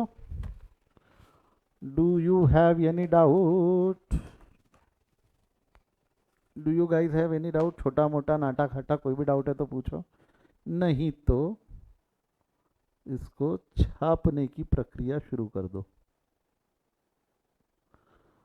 Yes, come on hurry up. पूरा आंसर तो आया नहीं है, एक मिनट, हम पूरा आंसर लाने की कोशिश करेंगे।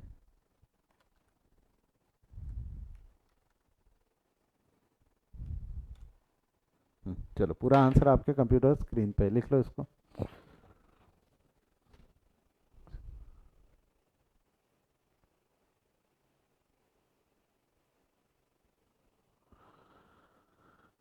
देखो, एक स्टूडेंट का बोलना है सर कैसे करना है, क्या करना है, समझ में आ रहा है बट हम सॉल्व नहीं कर पा रहे। That lakhs practice. वो सिर्फ इस वजह से क्योंकि आपकी प्रैक्टिस नहीं है। आप समझो अभी दूसरा चैप्टर है, वैसे हम तीसरे चैप्टर पे, बट वैसे दूसरा ही चैप्टर है, आपने मार्जिनल कॉस्टिंग अटेंड भी नहीं किया था।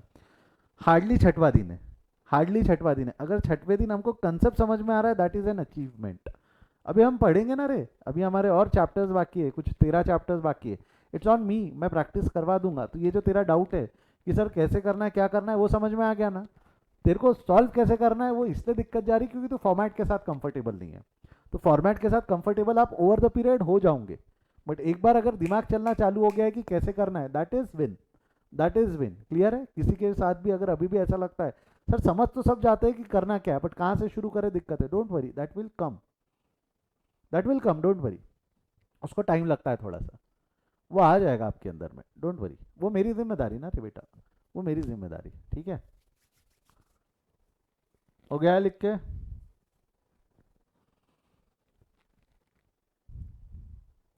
चलिए आज यहीं रुकते हैं, from tomorrow will start with new chapter. कल हम एक नए चैप्टर के साथ बढ़ेंगे, बहुत मज़ेदार चैप्टर है, you will enjoy it, you will love it. Formula based chapter है, थोड़ा संभाल लेना, ठीक है? फॉर्मूला बेस्ड चैप्टर है, standard costing, will start with that. Live वाले रुकना, एक मिनट बात करनी है। चलिए bye bye, see you, take care.